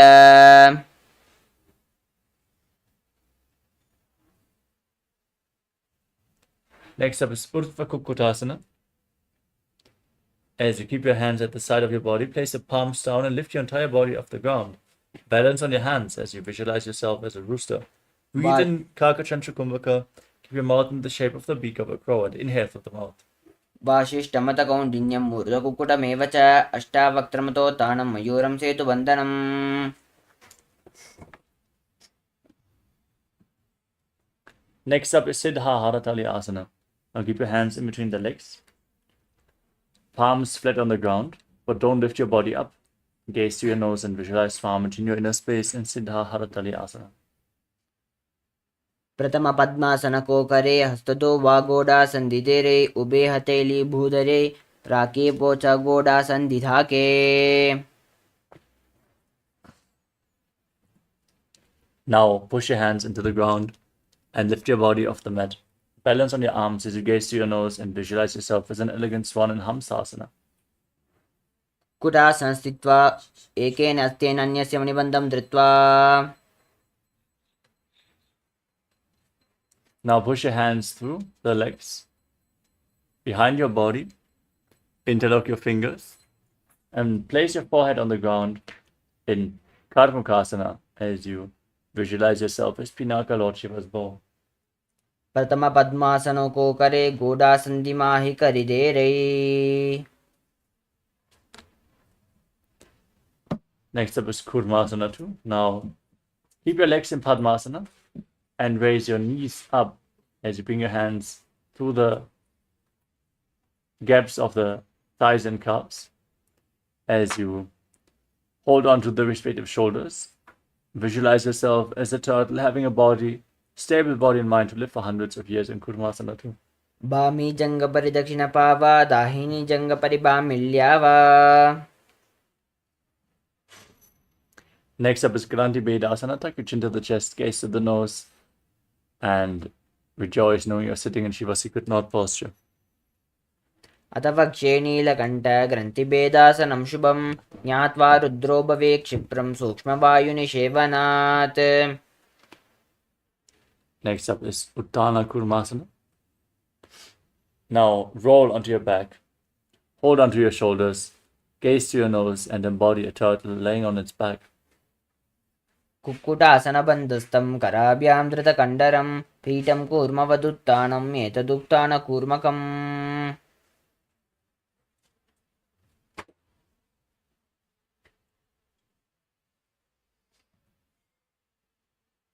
Next up is Pangu Kukkutasana. Now bring your hands through the legs, place one palm on the mat, hold its wrist, and lift your body off the ground. Balance on one arm. As you visualize yourself as a rooster, keep breathing in Kakachantra Kumbhaka and Pangu Kukkutasana. Kukkutasana स्थित्वा एकेन हस्तेन अन्यस्य मणिबन्धं धृत्वा. Now place the other hand on the mat, lift your body up on the other arm as you repeat Pangu Kukkutasana on the other side. कुक्कुटासनवस्थित्वा एकेन हस्तेन अन्यस्य मणिबन्धं धृत्वा. Next up is Gridasana. As you sit in Padmasana, bring your elbows on the toes, interlock your fingers, and rest your chin on the knuckles as you press your thumbs against your throat, visualizing you have gone beyond all greed and covetous. जानुर्वोरन्तरे पादौ उत्थानौ व्यक्तसंस्थितौ गुल्पौ चाचाद्य हस्ताभ्याम् उत्थानाभ्यां प्रयत्नतः कण्ठसङ्कोचनं कृत्वा नासाग्रम् अवलोकयेत्. गोरक्षासनमित्याहुर्योगिनां सिद्धिकारणम्.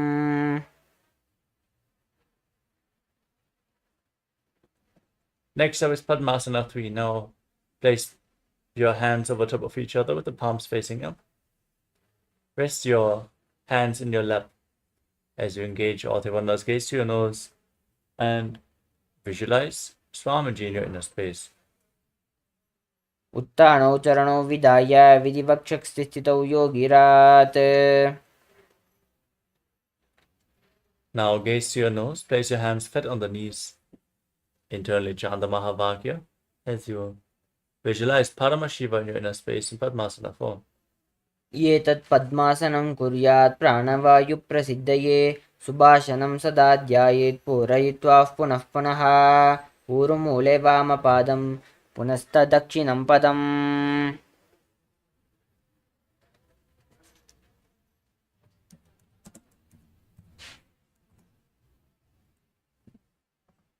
Next up is Karmukasana 2. Now, with the right hand in Prana Mudra, hold onto the right big toe and pull the elbow back as if you're pulling a bowstring as you're moving the big toe round and round. Then repeat the same movement on the other side as you visualize yourself as Pinaka Lord Shiva's bow. अतान्यासनमावक्ष्ये योगपूरकरक्षणात् कृत्वा पद्मासनं पाद अङ्गुष्ठजङ्घयोः स्थितं हस्तमेकं तु जङ्घाय कार्मुकं कूर्परोदकं पद्मासने समादाय अङ्गुष्ठं परिधावयेत्. Now cross your hands behind your back and hold onto the big toes in Prana Mudra as you maintain Padmasana. Gaze through your nose as you engage all the bandhas and visualize yourself as Pinaka, Lord Shiva's bow in Karmukasana 3. कार्मुकासनमाक्षित्य उदरे पूरयेत् सुखं तदा वायुर्वशो याति कालेन सूक्ष्मवायुना कृत्वा पद्मासनं माम मन्त्रवेष्टि विधारयेत्.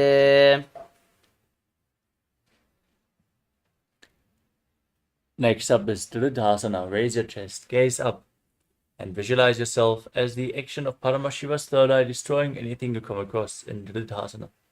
ऊरुभ्यामुपरिस्थाप्य पादयुग्मं प्रयत्नतः दक्षिणं सव्यदेशे च सव्यदक्षिणं देशके करद्वयं पृष्ठदेशे परिवृत्ति प्रयत्नतः.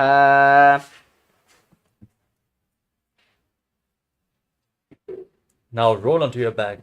Keep your arms crossed, holding onto the big toes behind your back. As you gaze to your nose and visualize yourself as a snake, breathe calmly through your nose in Nagrasana. प्रथम पद्मासन कोंटाने दो हाथ पाछाने आने पाद अंगुठ पकड़े आनी सोबे कहुन्या कुल्या पानी. We move on to Kandukasana.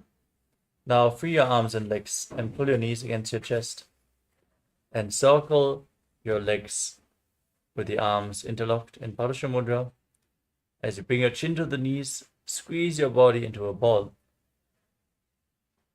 वेत्रासने स्थित्वा हस्तपादान् निष्कुष्य ऊर्ध्वं नयेत् पृष्ठवंशं भूमिं पतेत् कण्डुकासनं भवति.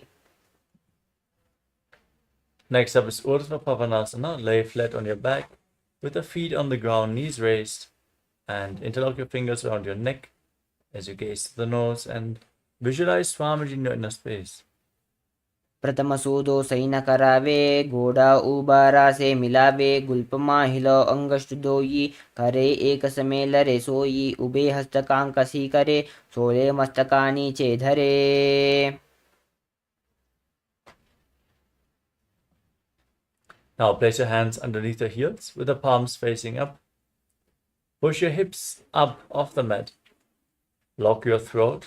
Breathe in Mocha Kumbhaka. Push the air upwards, but retain it with your throat lock as you visualize yourself as a powerful alpha ape in Marakata Pitasana. उत्तान शयनं पादतले उत्तान हस्तयोः स्थापयेत् पृष्ठभागमुत्रमयेत् मरकटपीठं भवति. Now bring your hands to the lower back and straighten your legs as you rest your entire body weight on your elbows. Gaze to the nose and visualize Swamiji in Uttana Shikipitakasana. झङ्गोर्बलहीनश्चेत् उत्तानशिखिपीठकम् अप्रमत्तः प्रकुर्वीत भुक्ते प्राग्विजितेन्द्रियः.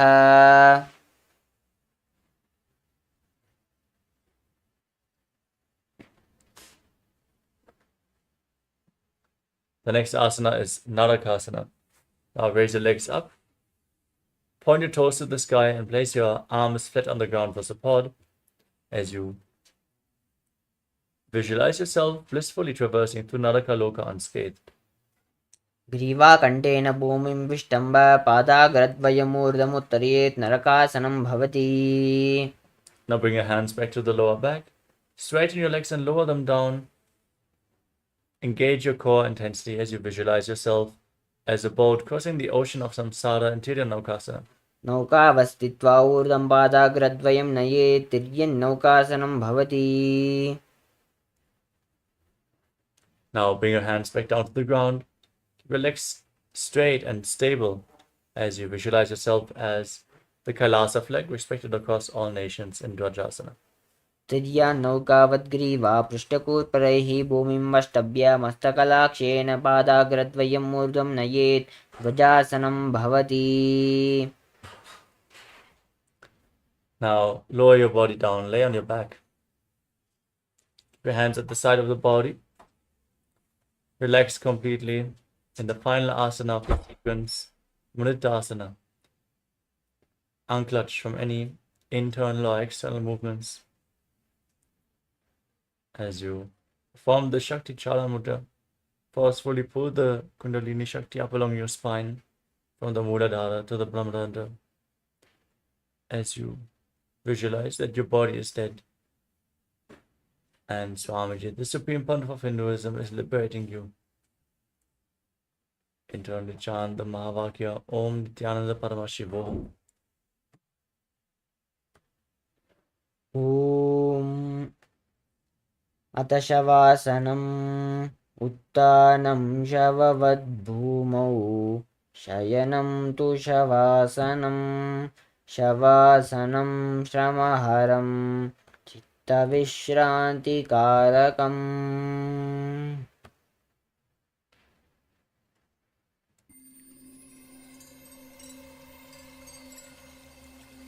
I welcome you all with my love and respect. Let you all open all your three eyes. Om Nithyananda Paramashivoham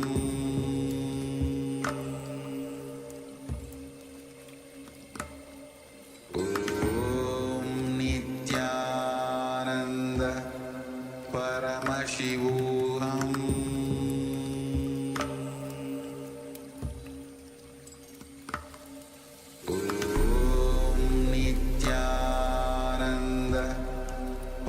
Paramashivoham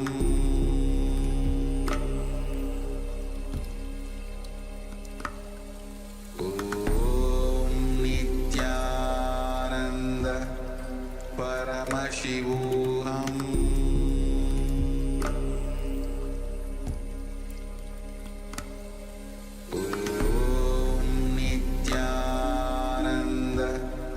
Paramashivoham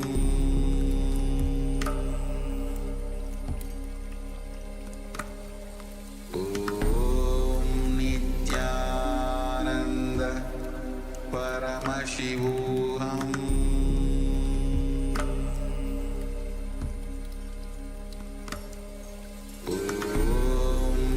Nithyananda Paramashivoham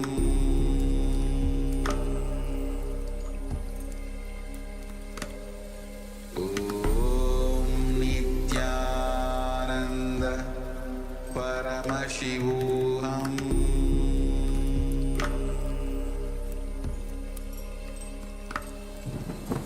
Om Nithyananda Paramashivoham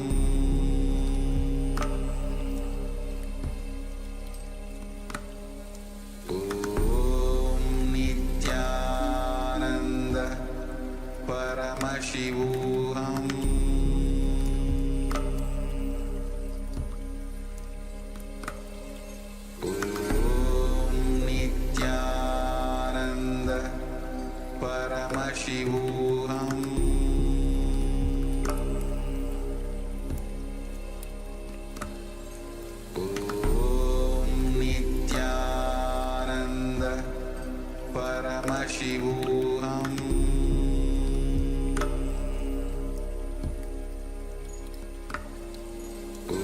Om Nithyananda Paramashivoham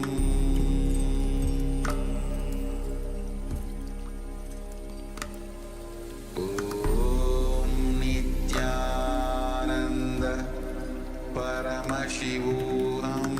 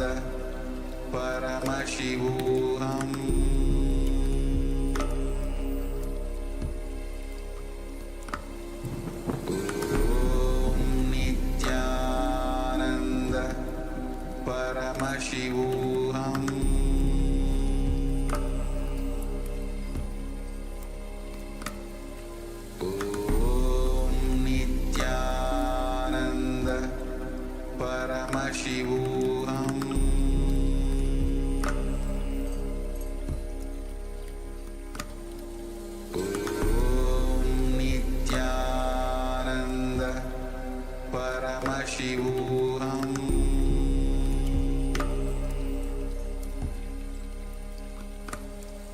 Om Nithyananda Paramashivoham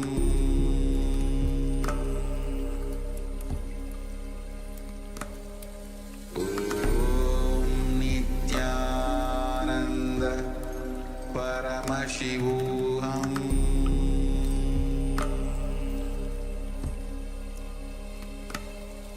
Om Nithyananda Paramashivoham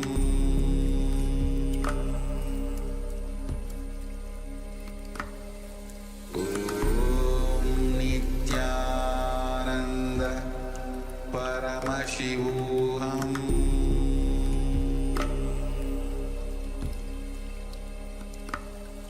Om Nithyananda Paramashivoham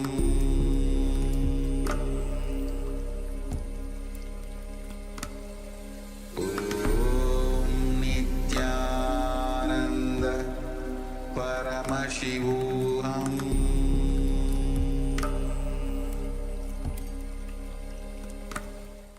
Now, slowly return to your physical body.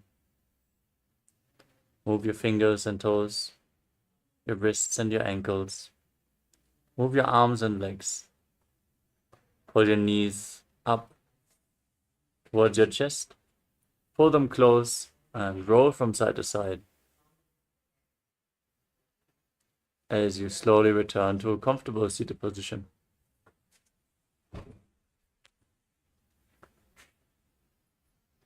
Congratulations, you completed the Dvitiya Vinyasa Krama 308 asana sequence.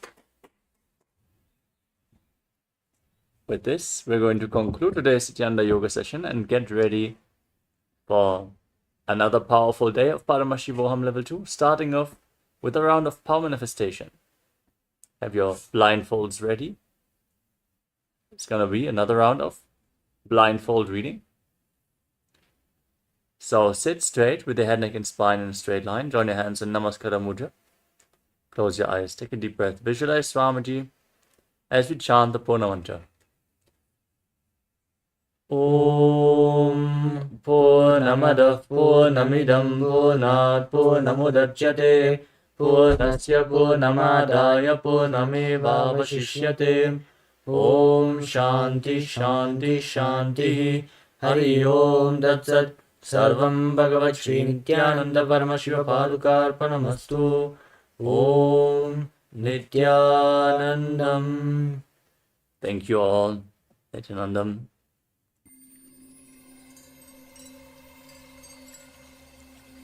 I welcome you all with my love and respect. Let you all open all your three eyes.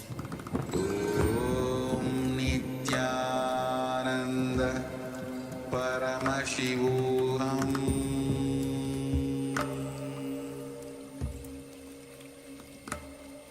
Om Nithyananda Paramashivoham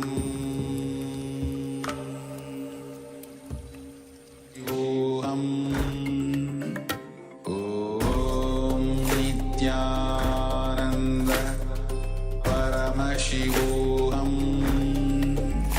Om Nithyananda Paramashivoham Om Nithyananda Paramashivoham Om Nithyananda Paramashivoham Om Nithyananda Paramashivoham Om Nithyananda Paramashivoham Om Nithyananda Paramashivoham Om Nithyananda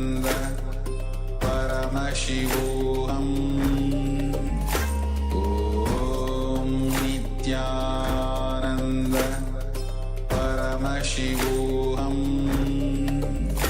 Om Nithyananda Paramashivoham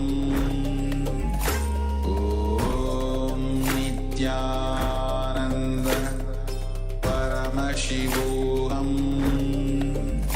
Om Nithyananda Paramashivoham Om Nithyananda Paramashivoham Om Nithyananda Paramashivoham Om Nithyananda Paramashivoham Om Yes, Nithyananda. So, I welcome all of you on the level 2 session on this 8th day of Paramashivoham. After this powerful yoga session of Dviti Vinyasa Krama of 308 asana sequence, after the energy has been folded into your system, now it's time that we start our session with the power manifestation session. Now you are ready for the power manifestation session when after this intense yogic practice of 308 asana sequence, which is a compilation of millions of yogic scriptures from Hinduism. The Supreme Pontiff of Hinduism has compiled from millions of yogic scriptures and into KAILASA's Nithyananda Yoga, which we have just witnessed and practiced as Dviti Vinyasa Krama. So now let's get ready as we'll be starting our first session, which is going to be power manifestation session. So before we begin, let's quickly start with the Sadguru Vandanam, invoking the presence of the Supreme Pontiff of Hinduism in our life. Nithyanandam Paramasukadam Kevalam Jnanamurtim Dvandvatitam Gagana Sadrisham Tattvamasya Dilaksham Ekam Nityam Vimalamachalam Sarvadhi Sakshibhutam Bhavatitam Trigunarahitam Sadgurum Tam Namami. Yes. So with this powerful Sadguru Vandanam, let's start today's powerful session of power manifestation, which is going to be a very intense session. Now, the power of seeing through third eye. So, let's begin. Please bring eye band with you, paper and pen, a living enlightenment book. So, let's take few moments as you quickly arrange these items with you. As you are arranging, let's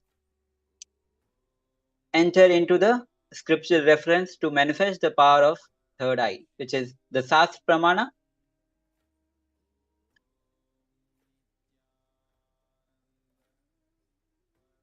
Kapalantarmano yasya tishthanmilitalochanaha pramena manasodhaya lakshaye lakshamuttamam.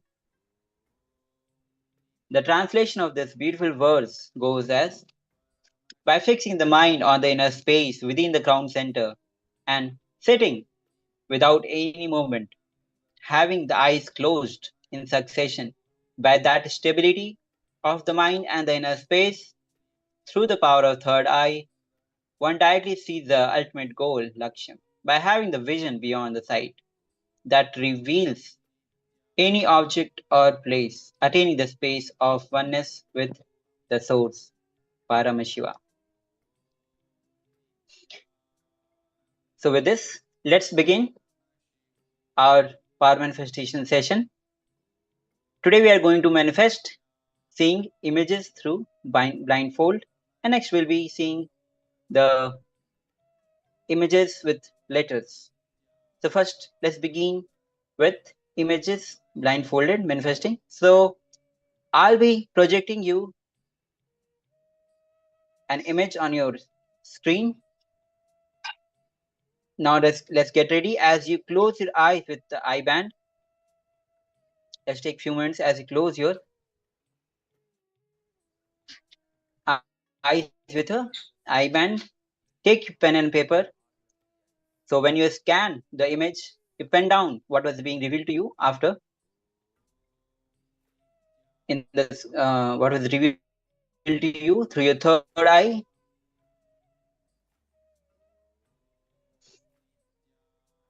So let's get ready. I am going to project you the first image on your computer screen.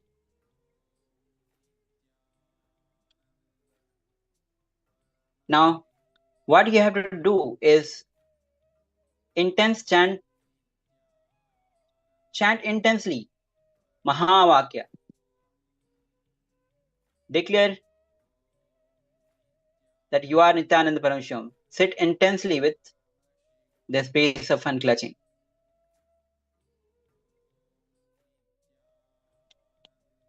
And chant the Mahavakya Om Nithyananda Paramashivoham.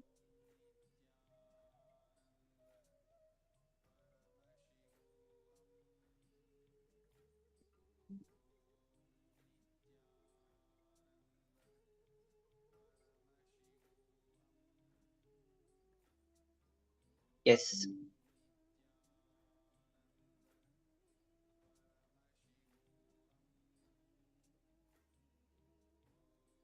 Yes. So now I am going to project the image on your screen. Make sure that your eyes are closed. You have the eye bands on your eyes. And scan the image which is being projected to you on your screen.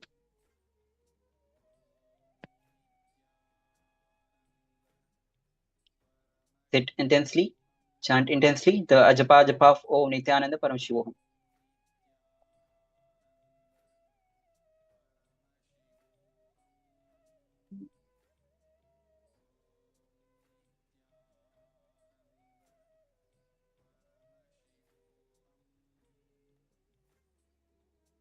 Yes.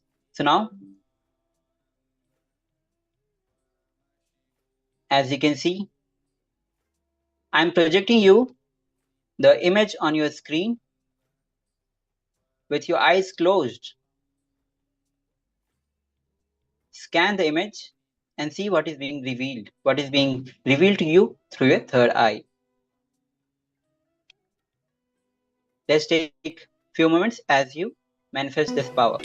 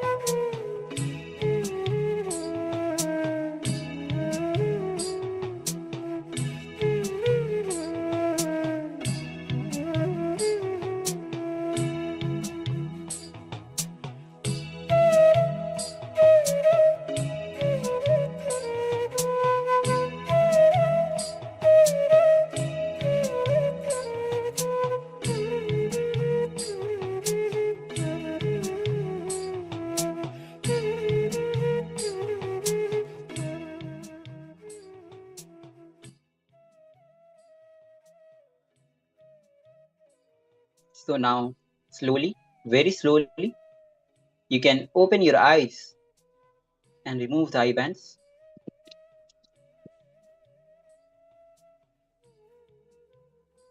And see what was being revealed to you and what is being projected on the screen.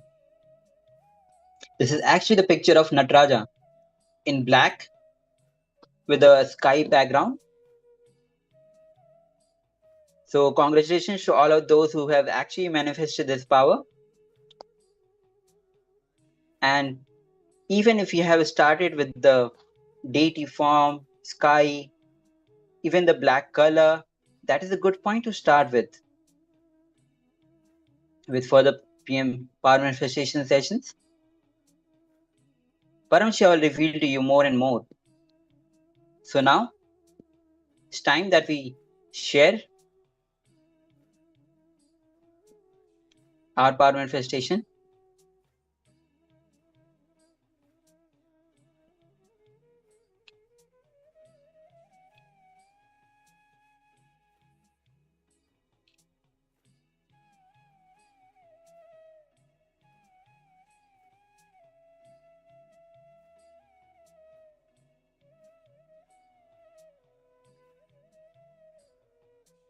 Yes. So now I'll be projecting you an image which contains the word.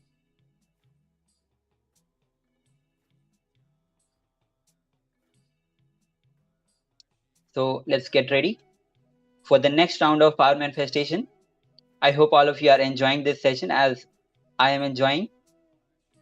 Now I'm going to project you the image on your screen. Now get ready to see the image blindfold. So now again, close your eyes with the eye bands on your eyes. Make sure that you are doing it authentically. Till I say, please don't remove the eye bands. And chant the Mahavakya, intense chant. With the intense chant of Mahavakya, Paramashiva will reveal to you what is being projected to you on your screen.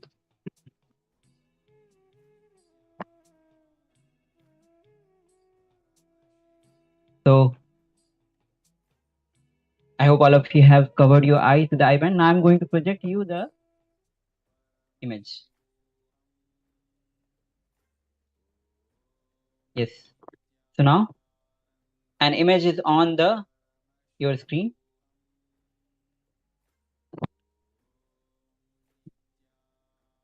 As you can see.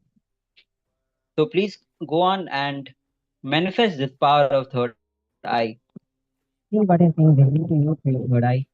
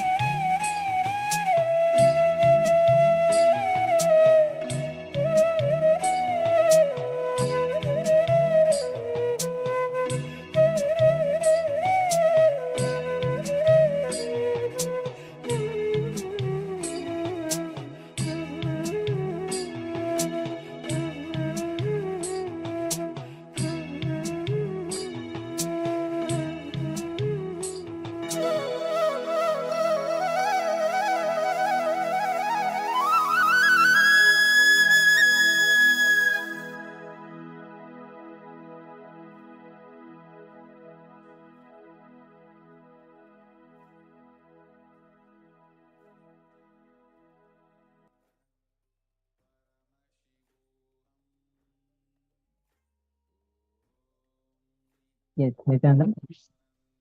So I hope all of you have manifested this power. Sorry for the delay. Now we'll be moving on to our next session, which is going to be our first segment of this session of level 2, day 8.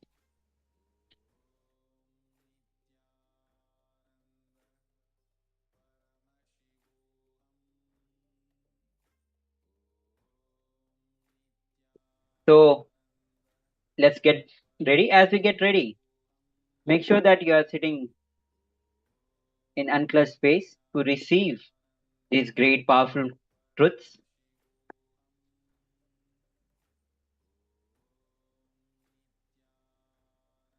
Before we begin,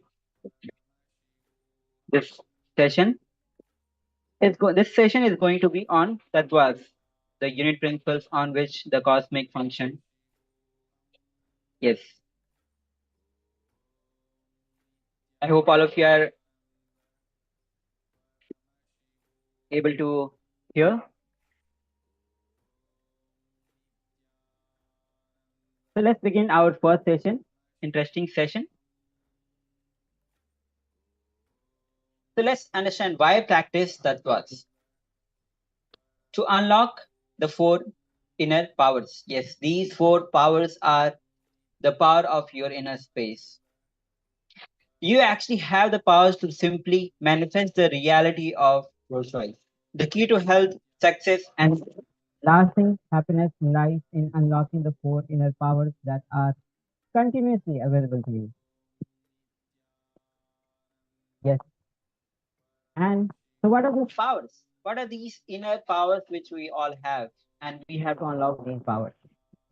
The power of Vak Shakti, the power of words, which we call Vak Shakti, is called in Sanskrit.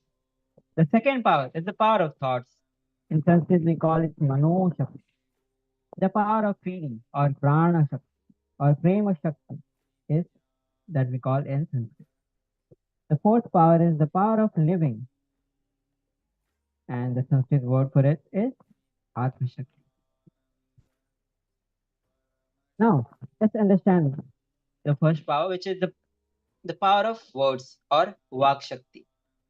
When you unlock the power of words, you will have the spontaneous intelligence to use the right and most effective words towards yourself and others.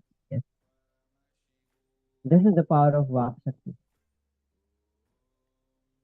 Now, the next is the power of thought, or Mano Shakti. When you discover the power of thought, you will be able to focus your thoughts to achieve success in your job, your relationship, education, finance, and life itself. Yes, this is the power of thought. If you discover this power, you will be able to focus your thoughts on to achieve the success in your various fields like job, relationship, finance, education, and life itself. Because these are actually the important part of our life. So let's take a few moments to visualize that what success you want to manifest in your life. Yes. So let's internalize what are the what we want to manifest in life. So let's take a moment as you pen down.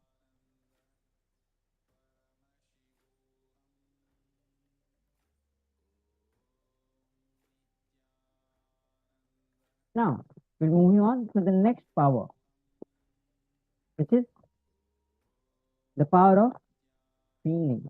Very much. The power of feeling teaches you how to launch yourself to the next level of life through empowered responsibility. Yes, through empowered responsibility is the key to unlock the power of feeling. This increases the sensitivity, belonging to all things around us, and taking responsibility for the life around us. This is the power of feeling. Now, the next is the power of living, which is Atma Shakti. You are truly enjoying the power of living only when you realize the greatest reward comes when you live your life for others. Yes, that is truth. The greatest reward comes to you when you live your life for others. That is where the power of living or the Atma Shakti comes into your life. As Swamiji beautifully says, life is for others. And see, he has taken the responsibility for the whole world, and the life itself has given him the rewards. That's why that's actually truly the enjoying the power of living. Atma Shakti. Now, how are these tattvas, the four powers, related? Each of the four powers is guided by the spiritual principle known as tattva. Tattva is the key to unlock the corresponding powers in you. The power of words will be available to you when you practice integrity. Yes. So now we are defining, we're going more deeper, more subtle way of to awaken, to unlock the power of tattvas. So, to unlock the power of words, if you unlock the power of words, that will be available to you when you practice integrity. Now, the power of thinking will be open to you when you practice authenticity. The power of thinking will be available to you when you practice authenticity. The power of feeling will be available to you, will be possible only when you practice responsibility. You will have access to the power of living the moment you decide to enrich others. So, this is the way the four powers and the four tattvas are relevant, are related. Actually, I will repeat all these between a relation between tattva and the four powers once again, as these are very important to our daily day-to-day life, and the more we practice, this is going to reflect in our day-to-day life. So, the power of words will be available to you when you practice integrity. That's the first one. Second, the power of thinking will be available or open to you when you practice authenticity. The power of feeling will be available, possible to you when you practice responsibility. Now, you will have the power to access the power of living the moment you decide to enrich others. And you access the power of living. Now, with integrity, which we call sampurti in Sanskrit. So, let's understand the unlocking the power of words. So, let's understand what is integrity. So, to awaken these four powers in us, we need to understand these four tattvas in us. So, let's understand what is integrity. Integrity is you fulfilling the words and thought you gave to yourself, to others, to experience the state of Purnatva, completion with yourself and with life. Power manifestation will automatically happen when you are integrated. So I hope this integrity is clear to you. Let's go through it once again. Integrity is you fulfilling the words and thought you give to yourself and to others and experiencing the state of Purnatva, which is completion with yourself and life. Now, here's a small story. Once, a small town was visited by a saint. As the saint passed by a small hut, a woman came to him and begged him to pray for her dying child. Since the saint was new to the town, a crowd gathered around him, curious to see if he could do anything. The woman brought the sick child out of him and said a prayer over her. Do you really think your prayer will help the child when even medicine has failed? After all, they are just some words, yelled a man from the crowd. The saint turned and started shouting at the man. You idiot! You don't know what I am doing. Just shut up. The man was furious. His face grew red and hot. How dare you insult me? He shouted at the saint. The saint smiled at him and calmly said, if one word has the power to make you so angry, may not the other word have the power to heal this child? That is the power of words. So it is integrity which unlocks the power of words. So let's hear from Bhagwan himself what he says, the power of words, as he gives the direct revelations on the power of words. So let's hear from Bhagwan himself.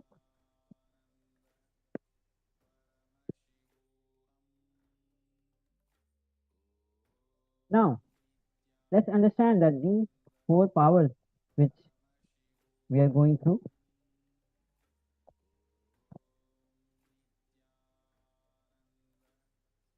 it's within us and we can unlock it.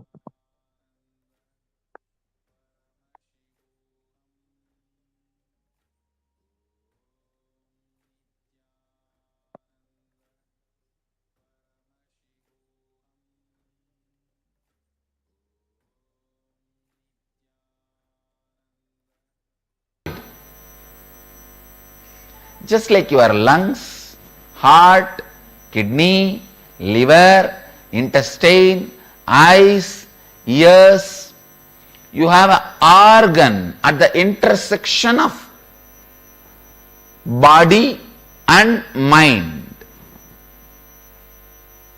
It is somewhere between the heart and the throat, in that region.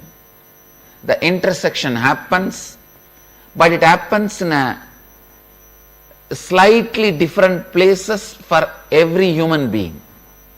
But for every human being, it is between the throat and the heart, in this area.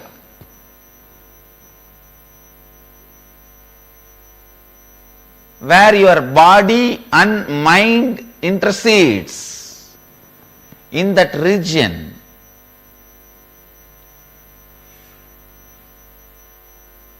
This organ exists. The organ is made out of the material of mind, but used in the field of body. Please listen. The base material out of which this organ is made is mind, but it is used in body. See, the heart and lungs, these organs are made out of flesh,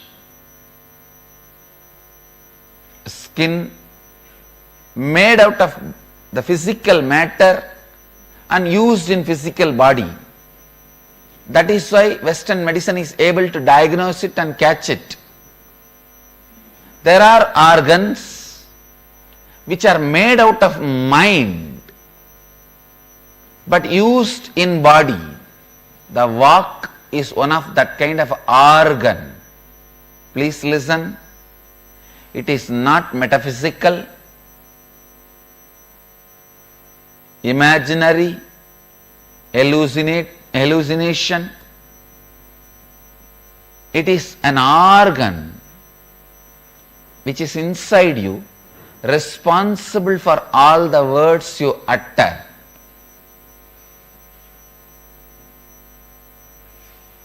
Every non-integrated word you utter, that organ gets polluted.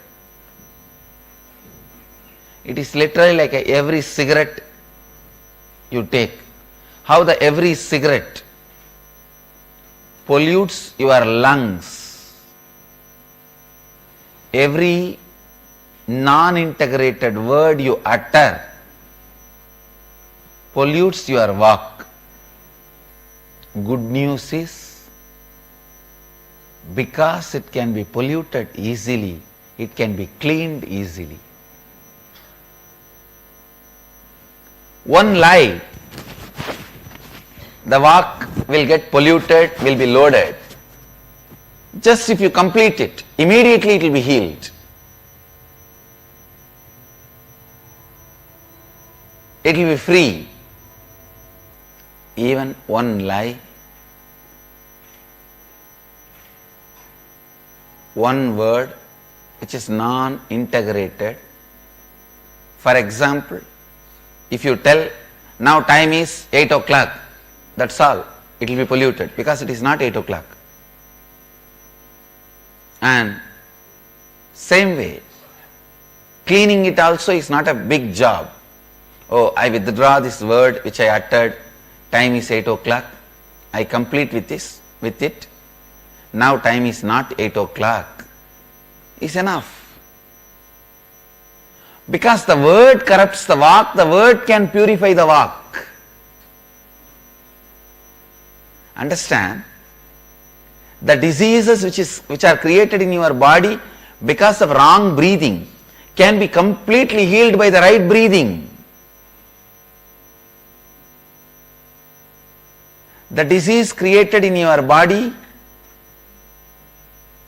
due to wrong way of handling the body, means the wrong way of sitting, wrong way of lying down,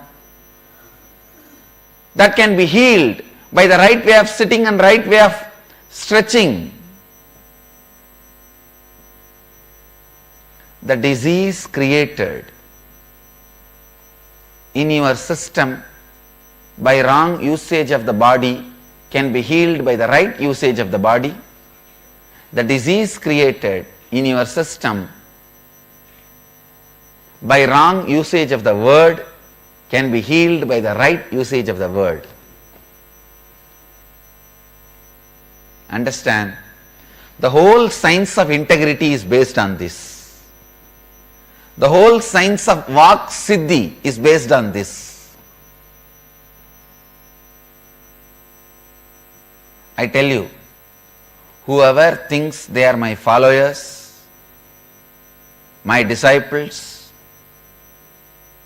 my devotee, all of you should have Vak Siddhi. That is the gratitude you show for me. And it is not difficult. That is the good news you have.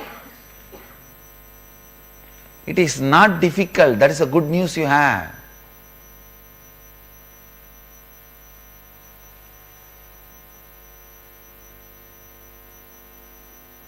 It is as simple as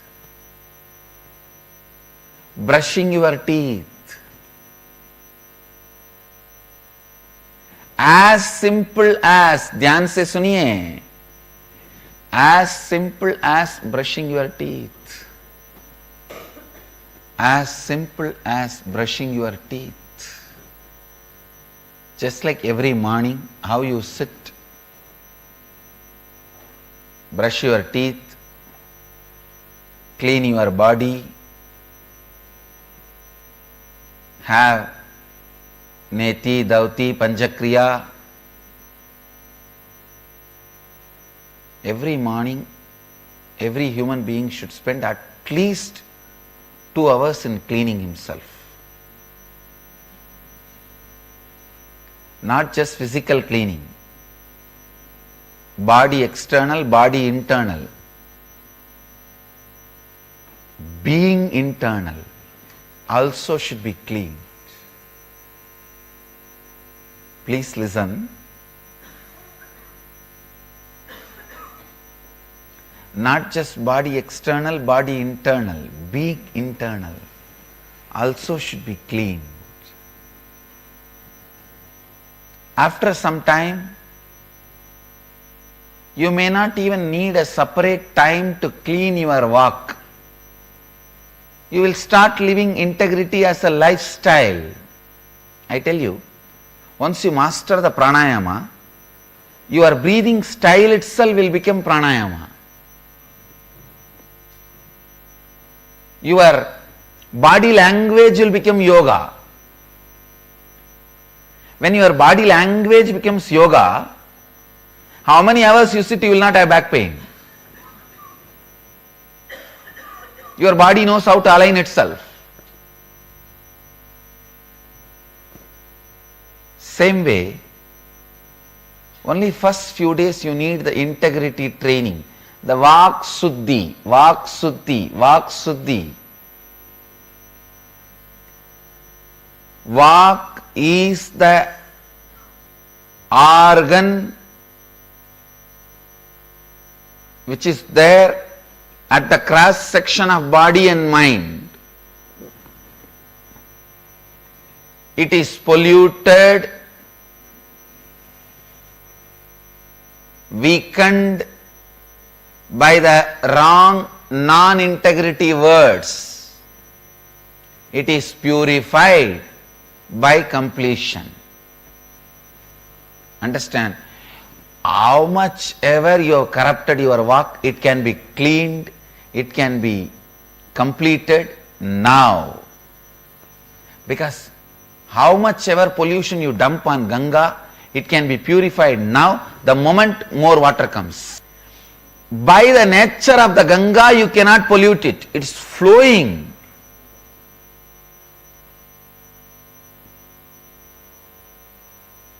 You should stop continuous pollution. That is where the problem is. Understand? If we decide to stop, today we will stop all pollution. Tomorrow Ganga is completely clean. Because one day water is enough to clean the whole Ganga. All the pollution. Because we are continuously polluting, Ganga is polluted. Ganga is not polluted by one action. It is by the continuous pollution. Understand? We all forget this very important, obvious fact. We are all going on saying Ganga is polluted, Ganga is polluted. Ganga is getting polluted, Ganga is getting polluted, Ganga is getting polluted.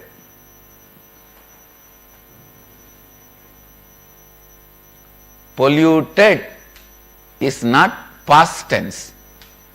We should use the word getting polluted, past continuous tense.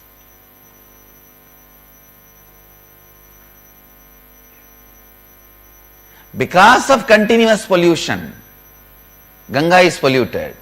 Otherwise, the very nature of the Ganga, you can't pollute it. If it is just once, you can't pollute it. It purifies itself. Same way, your walk, you are continuously telling lies. That is why your walk remains polluted. Even if you stop one day lying, very nature of your walk, it will clean itself. It will complete itself. Ganga and walk are one and the same. Just if you declare today, O Vak Devi, Vak is described as a feminine energy. Vak Devi, she is one of the mantrinis of Sharada, Saraswati. O Vak Devi, today I declare, I complete with you, and all the incompletions I created in you, I am completing. From now, I'll live integrity. I'll be in the space of integrity. If I miss, I'll immediately complete and align myself to you. O Vak Devi, you reside in my Vak auspiciously. This one request and completion is enough. Declaration is enough. She is already alive. You are pure. Again, don't pollute. That is the only thing. Understand? Ganga does not get polluted by the past pollution. It is getting polluted by continuous pollution. If all of us decide, from today, no more pollution of Ganga, you don't need a separate cleaning mechanism. She is a self-cleaning mechanism. It takes just one season. The other day I was reading an important research paper, very beautiful research paper. I just wanted to tell you all, in the Ganga Purana, actually it is part of the Shiva Purana, Ganga Avatarana is described in 3 Puranas. Means the Ganga landing on the planet Earth and moving and reaching the Ganga Sagar. You need to know, the day she landed in Gangotri, this Purana describes this whole thing, maybe 10,000 years ago they described, and the day she reached Ganga Sagar, you will be shocked. Unless this is fact and happened, our guys cannot record so precisely because it exactly matches the speed and the flow of the water, how much time and date it takes for the water of this volume to travel towards these regions and reach the ocean. The date and time are so precise, it can never be an imaginary description. For example, if they say Ashtami Tithi, she landed on this place. Dasami Tithi, she was in this Janus ashram. The description is perfect, completely matching with the speed and the flow of this volume water river. I was shocked. The research paper beautifully presents our Puranic record and the scientific support. It takes only few days to Ganga to clean herself. If you stop pollution, it is your continuous pollution keeps Ganga polluted. It is your continuous non-integrity keeps your walk polluted. Just declare today, and I tell you, whatever may be the pollution, Ganga can clean it. Her volume is 100 times more than any possible corruption, pollution you can add to it. Same way, whatever may be the non-integrity, corruption you created, damaged your walk, the power of the Vak Devi, Vak Shakti is 1000 times more than any amount of corruption, pollution you can do to her. The moment you tell her, from this moment, O Mahadevi, Vagdevi, I decide I will not pollute you, corrupt you anymore with non-integrity. I will live integrity, and if I miss any time, I'll immediately restore myself to my integrity, complete the non-integrity. O Mahadevi, Vagdevi, you reside in me, auspiciously, blissfully radiate the Vak Siddhi, Vak Shakti, Vak Siddhi in me. Immediately you will see she is alive, giving you Vak Siddhi. Ganga is not angry with you because you polluted her. She will be angry with you if you continue to pollute her.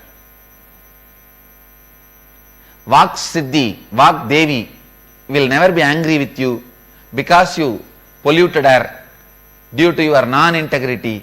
She will be angry with you only if you continue to pollute her with non-integrity. Vak Devi is the mantri, mantrini means minister of Saraswati. All the schools, our Gurukuls especially, should teach the kids the science of Vak, the power of words, and how to keep your walk pure. Understand, whatever I am talking is not fiction. If you pollute Ganga, you will see the smell. If you pollute your walk, you will see so much of pollution in your thinking. Pollution in your thinking is depression.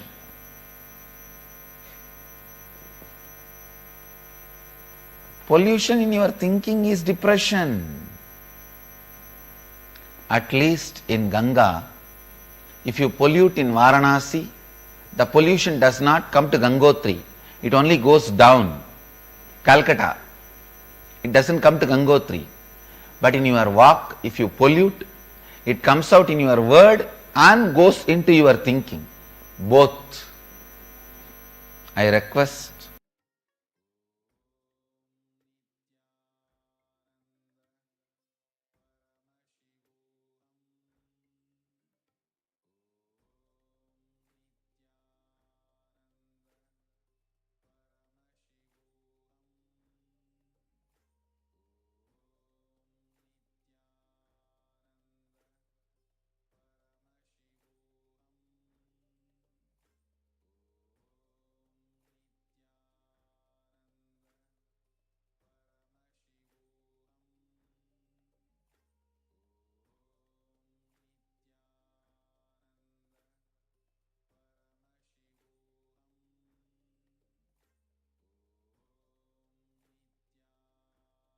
Yes, Nithyananda, let us now apply the revelations you received from the Supreme Pontiff of Hinduism.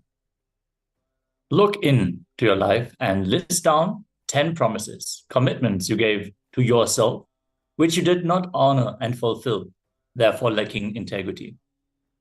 Understand, integrity, as per the Supreme Pontiff of Hinduism, is our very life. We give our words to others, and our very life depends on us following up, fulfilling the commitment that we gave.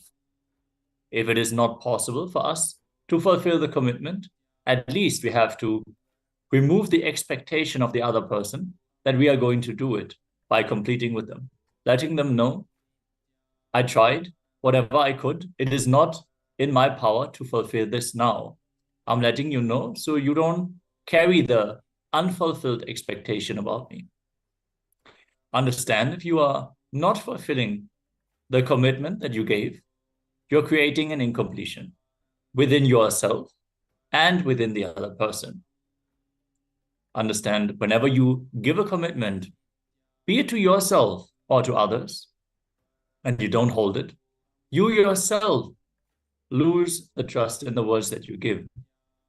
You might have the idea, oh, I would love to learn the guitar, learn to play the guitar, learn any instrument. But because you were not holding the integrity for the words that you gave to yourself, your inner voice immediately will tell you, oh, you're not going to follow through that anyways. Even if you get the guitar, it's just going to sit around in one corner. You're not going to get good at playing the guitar. Understand, if you fulfill the words that you give to yourself and others, simply you will know if you give the word, it will be done. It will happen.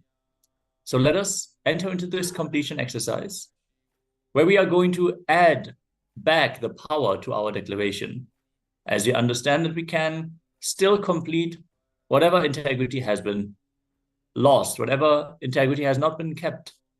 Let us start with the first aspect, words we have given to ourselves and we did not fulfill. If you have any questions about this process, please let us know in the chat, either in YouTube, Facebook, or Zoom, so we can clarify all the doubts.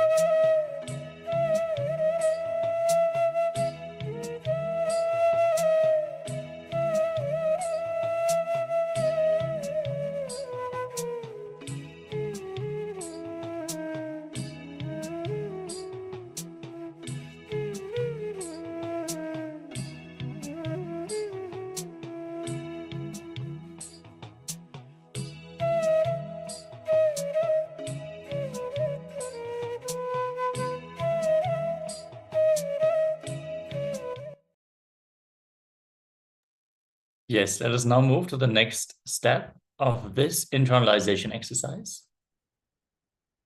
First, we pen down the commitments we gave to ourselves, 10 commitments we gave to ourselves and we didn't fulfill. Let us now give a commitment to ourselves to be in integrity and complete with the words, promises, commitments we gave to ourselves. So either fulfill what you declared or withdraw the commitment, withdraw the words, promises, commitments. So understand, you might have told yourself, I'll become an engineer. I'll become an inventor when I'm a grown-up. But over time, your ideas about your future, about your work life changed. But still, in your inner space, there is this lingering idea. Wouldn't it be beautiful to make inventions, to live this kind of life? So now make the decision to remove the commitment or go and fulfill it. Whatever is more realistic for the commitment that you have missed. Understand? If you can fulfill the declaration that you gave, go ahead and fulfill it. If it is not possible for you anymore, or you have decided it is not for me, this is not what I'm going to do, then make a conscious declaration that this is not going to be your path. This is not, you're not going to manifest this in your life. So it can ultimately just leave your inner space and you can be free of it. If anyone has a question about this process, just let us know in the chat. Let us now enter into the next step of this exercise.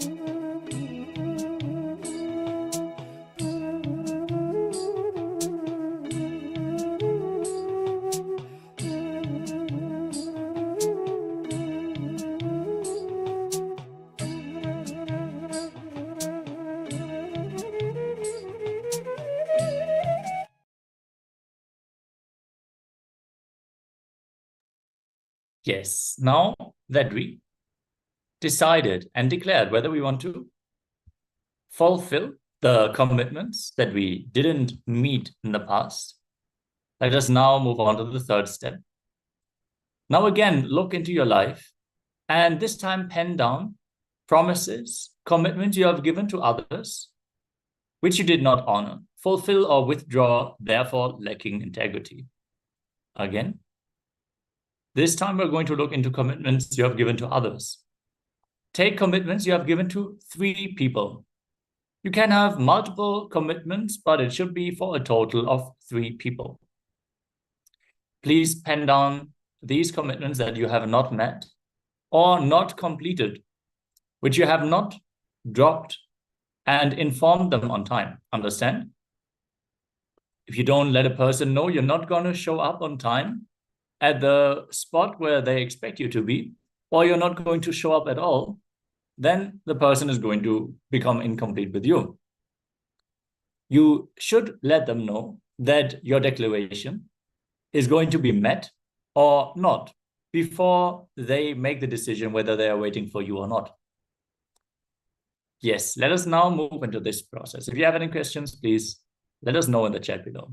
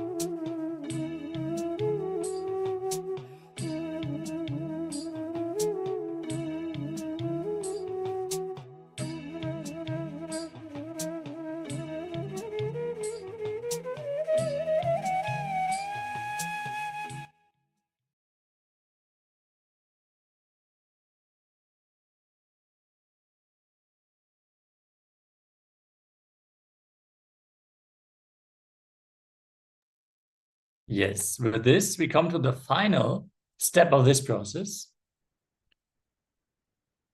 where we are going to request all the participants to please make a call to the 3 people and either recommit to completing the word you gave, or fulfill it, or withdraw it and complete the word that you gave.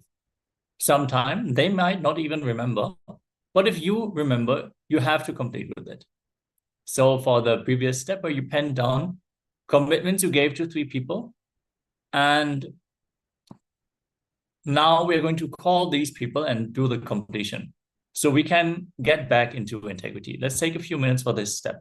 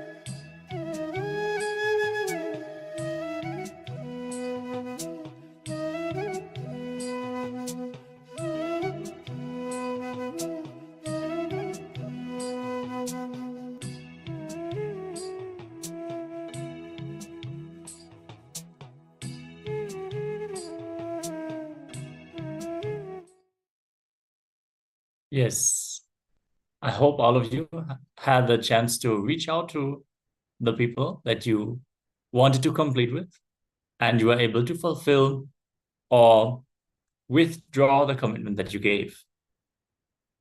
Let us now move on to the next session, which is going to be the power manifestation. Today, we're going to manifest the power of body scanning. Let us all get ready. Please settle down. If you went off to have the phone call, please settle down now, as we are now going to continue with the next session. Requesting all of you to get ready, as we're going to start off with the Shastra Pramana for the powers of the third eye. Understand, Shastra Pramana is the scripture references from the Vedic source scriptures, the scriptures which are the source of Hinduism. Thousands of years ago, all this science has already been lived. It has been present. It is not something new, not something that has recently been discovered. It is something that has stood the test of time, and we are just now rediscovering. It has been revealed by the Supreme Pontiff of Hinduism. Let us now enter into the Shastra Pramana for all the powers of third eye. Kapalantarmano nyasya tishtan militalochanaha kramena manaso dartyad lakshaye lakshyamuttamam. By fixing the mind on the inner space within the crown center and sitting stably without any movement, having the eyes closed, in succession by that stability of the mind and inner space, through the power of the one, directly sees the ultimate goal, lakshyam, by having the vision beyond the side that reveals any object or place, attaining the space of oneness with the source, Paramashiva. Beautifully, in this Shastra Pramana, it is revealed how the power of third eye immediately makes you manifest the ultimate goal, how the realization of Paramashivoham is achieved through the power of third eye. As we are initiated by the Supreme Pontiff of Hinduism, we are not manifesting this power as a siddhi, as we are putting our own efforts and struggling for years or lifetimes to manifest a glimpse.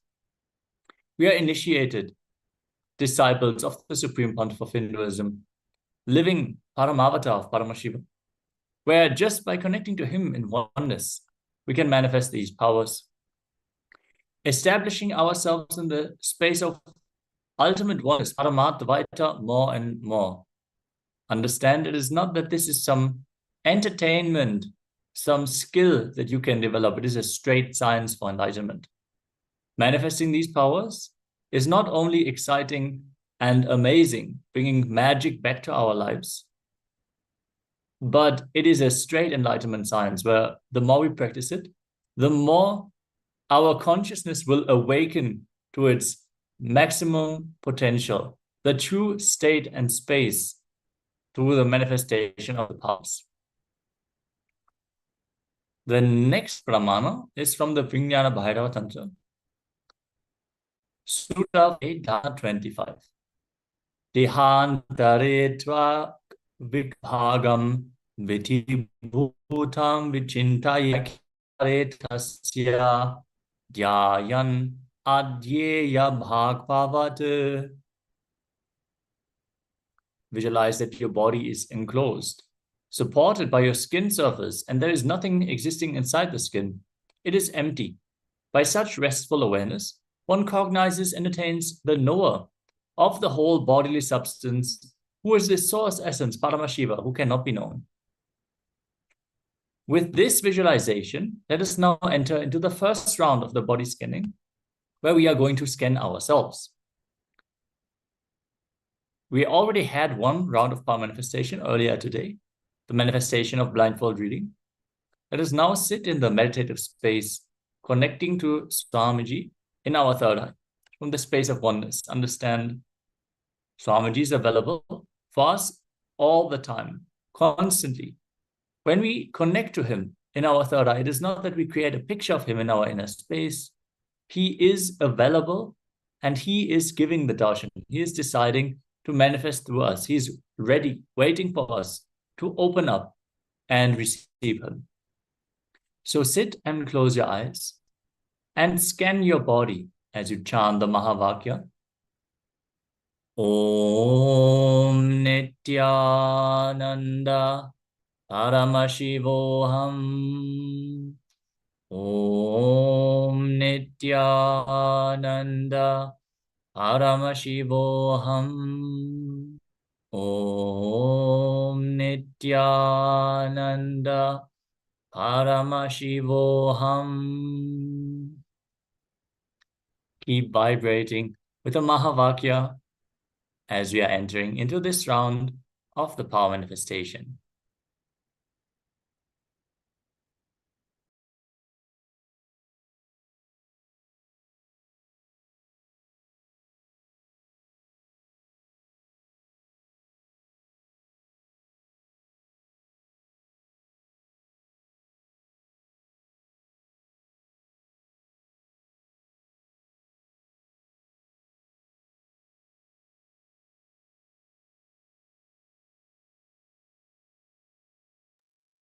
Yes, sorry for the technical glitch. We're going to project the instructions, including the Mahavakya in this moment. Please chant the Mahavakya.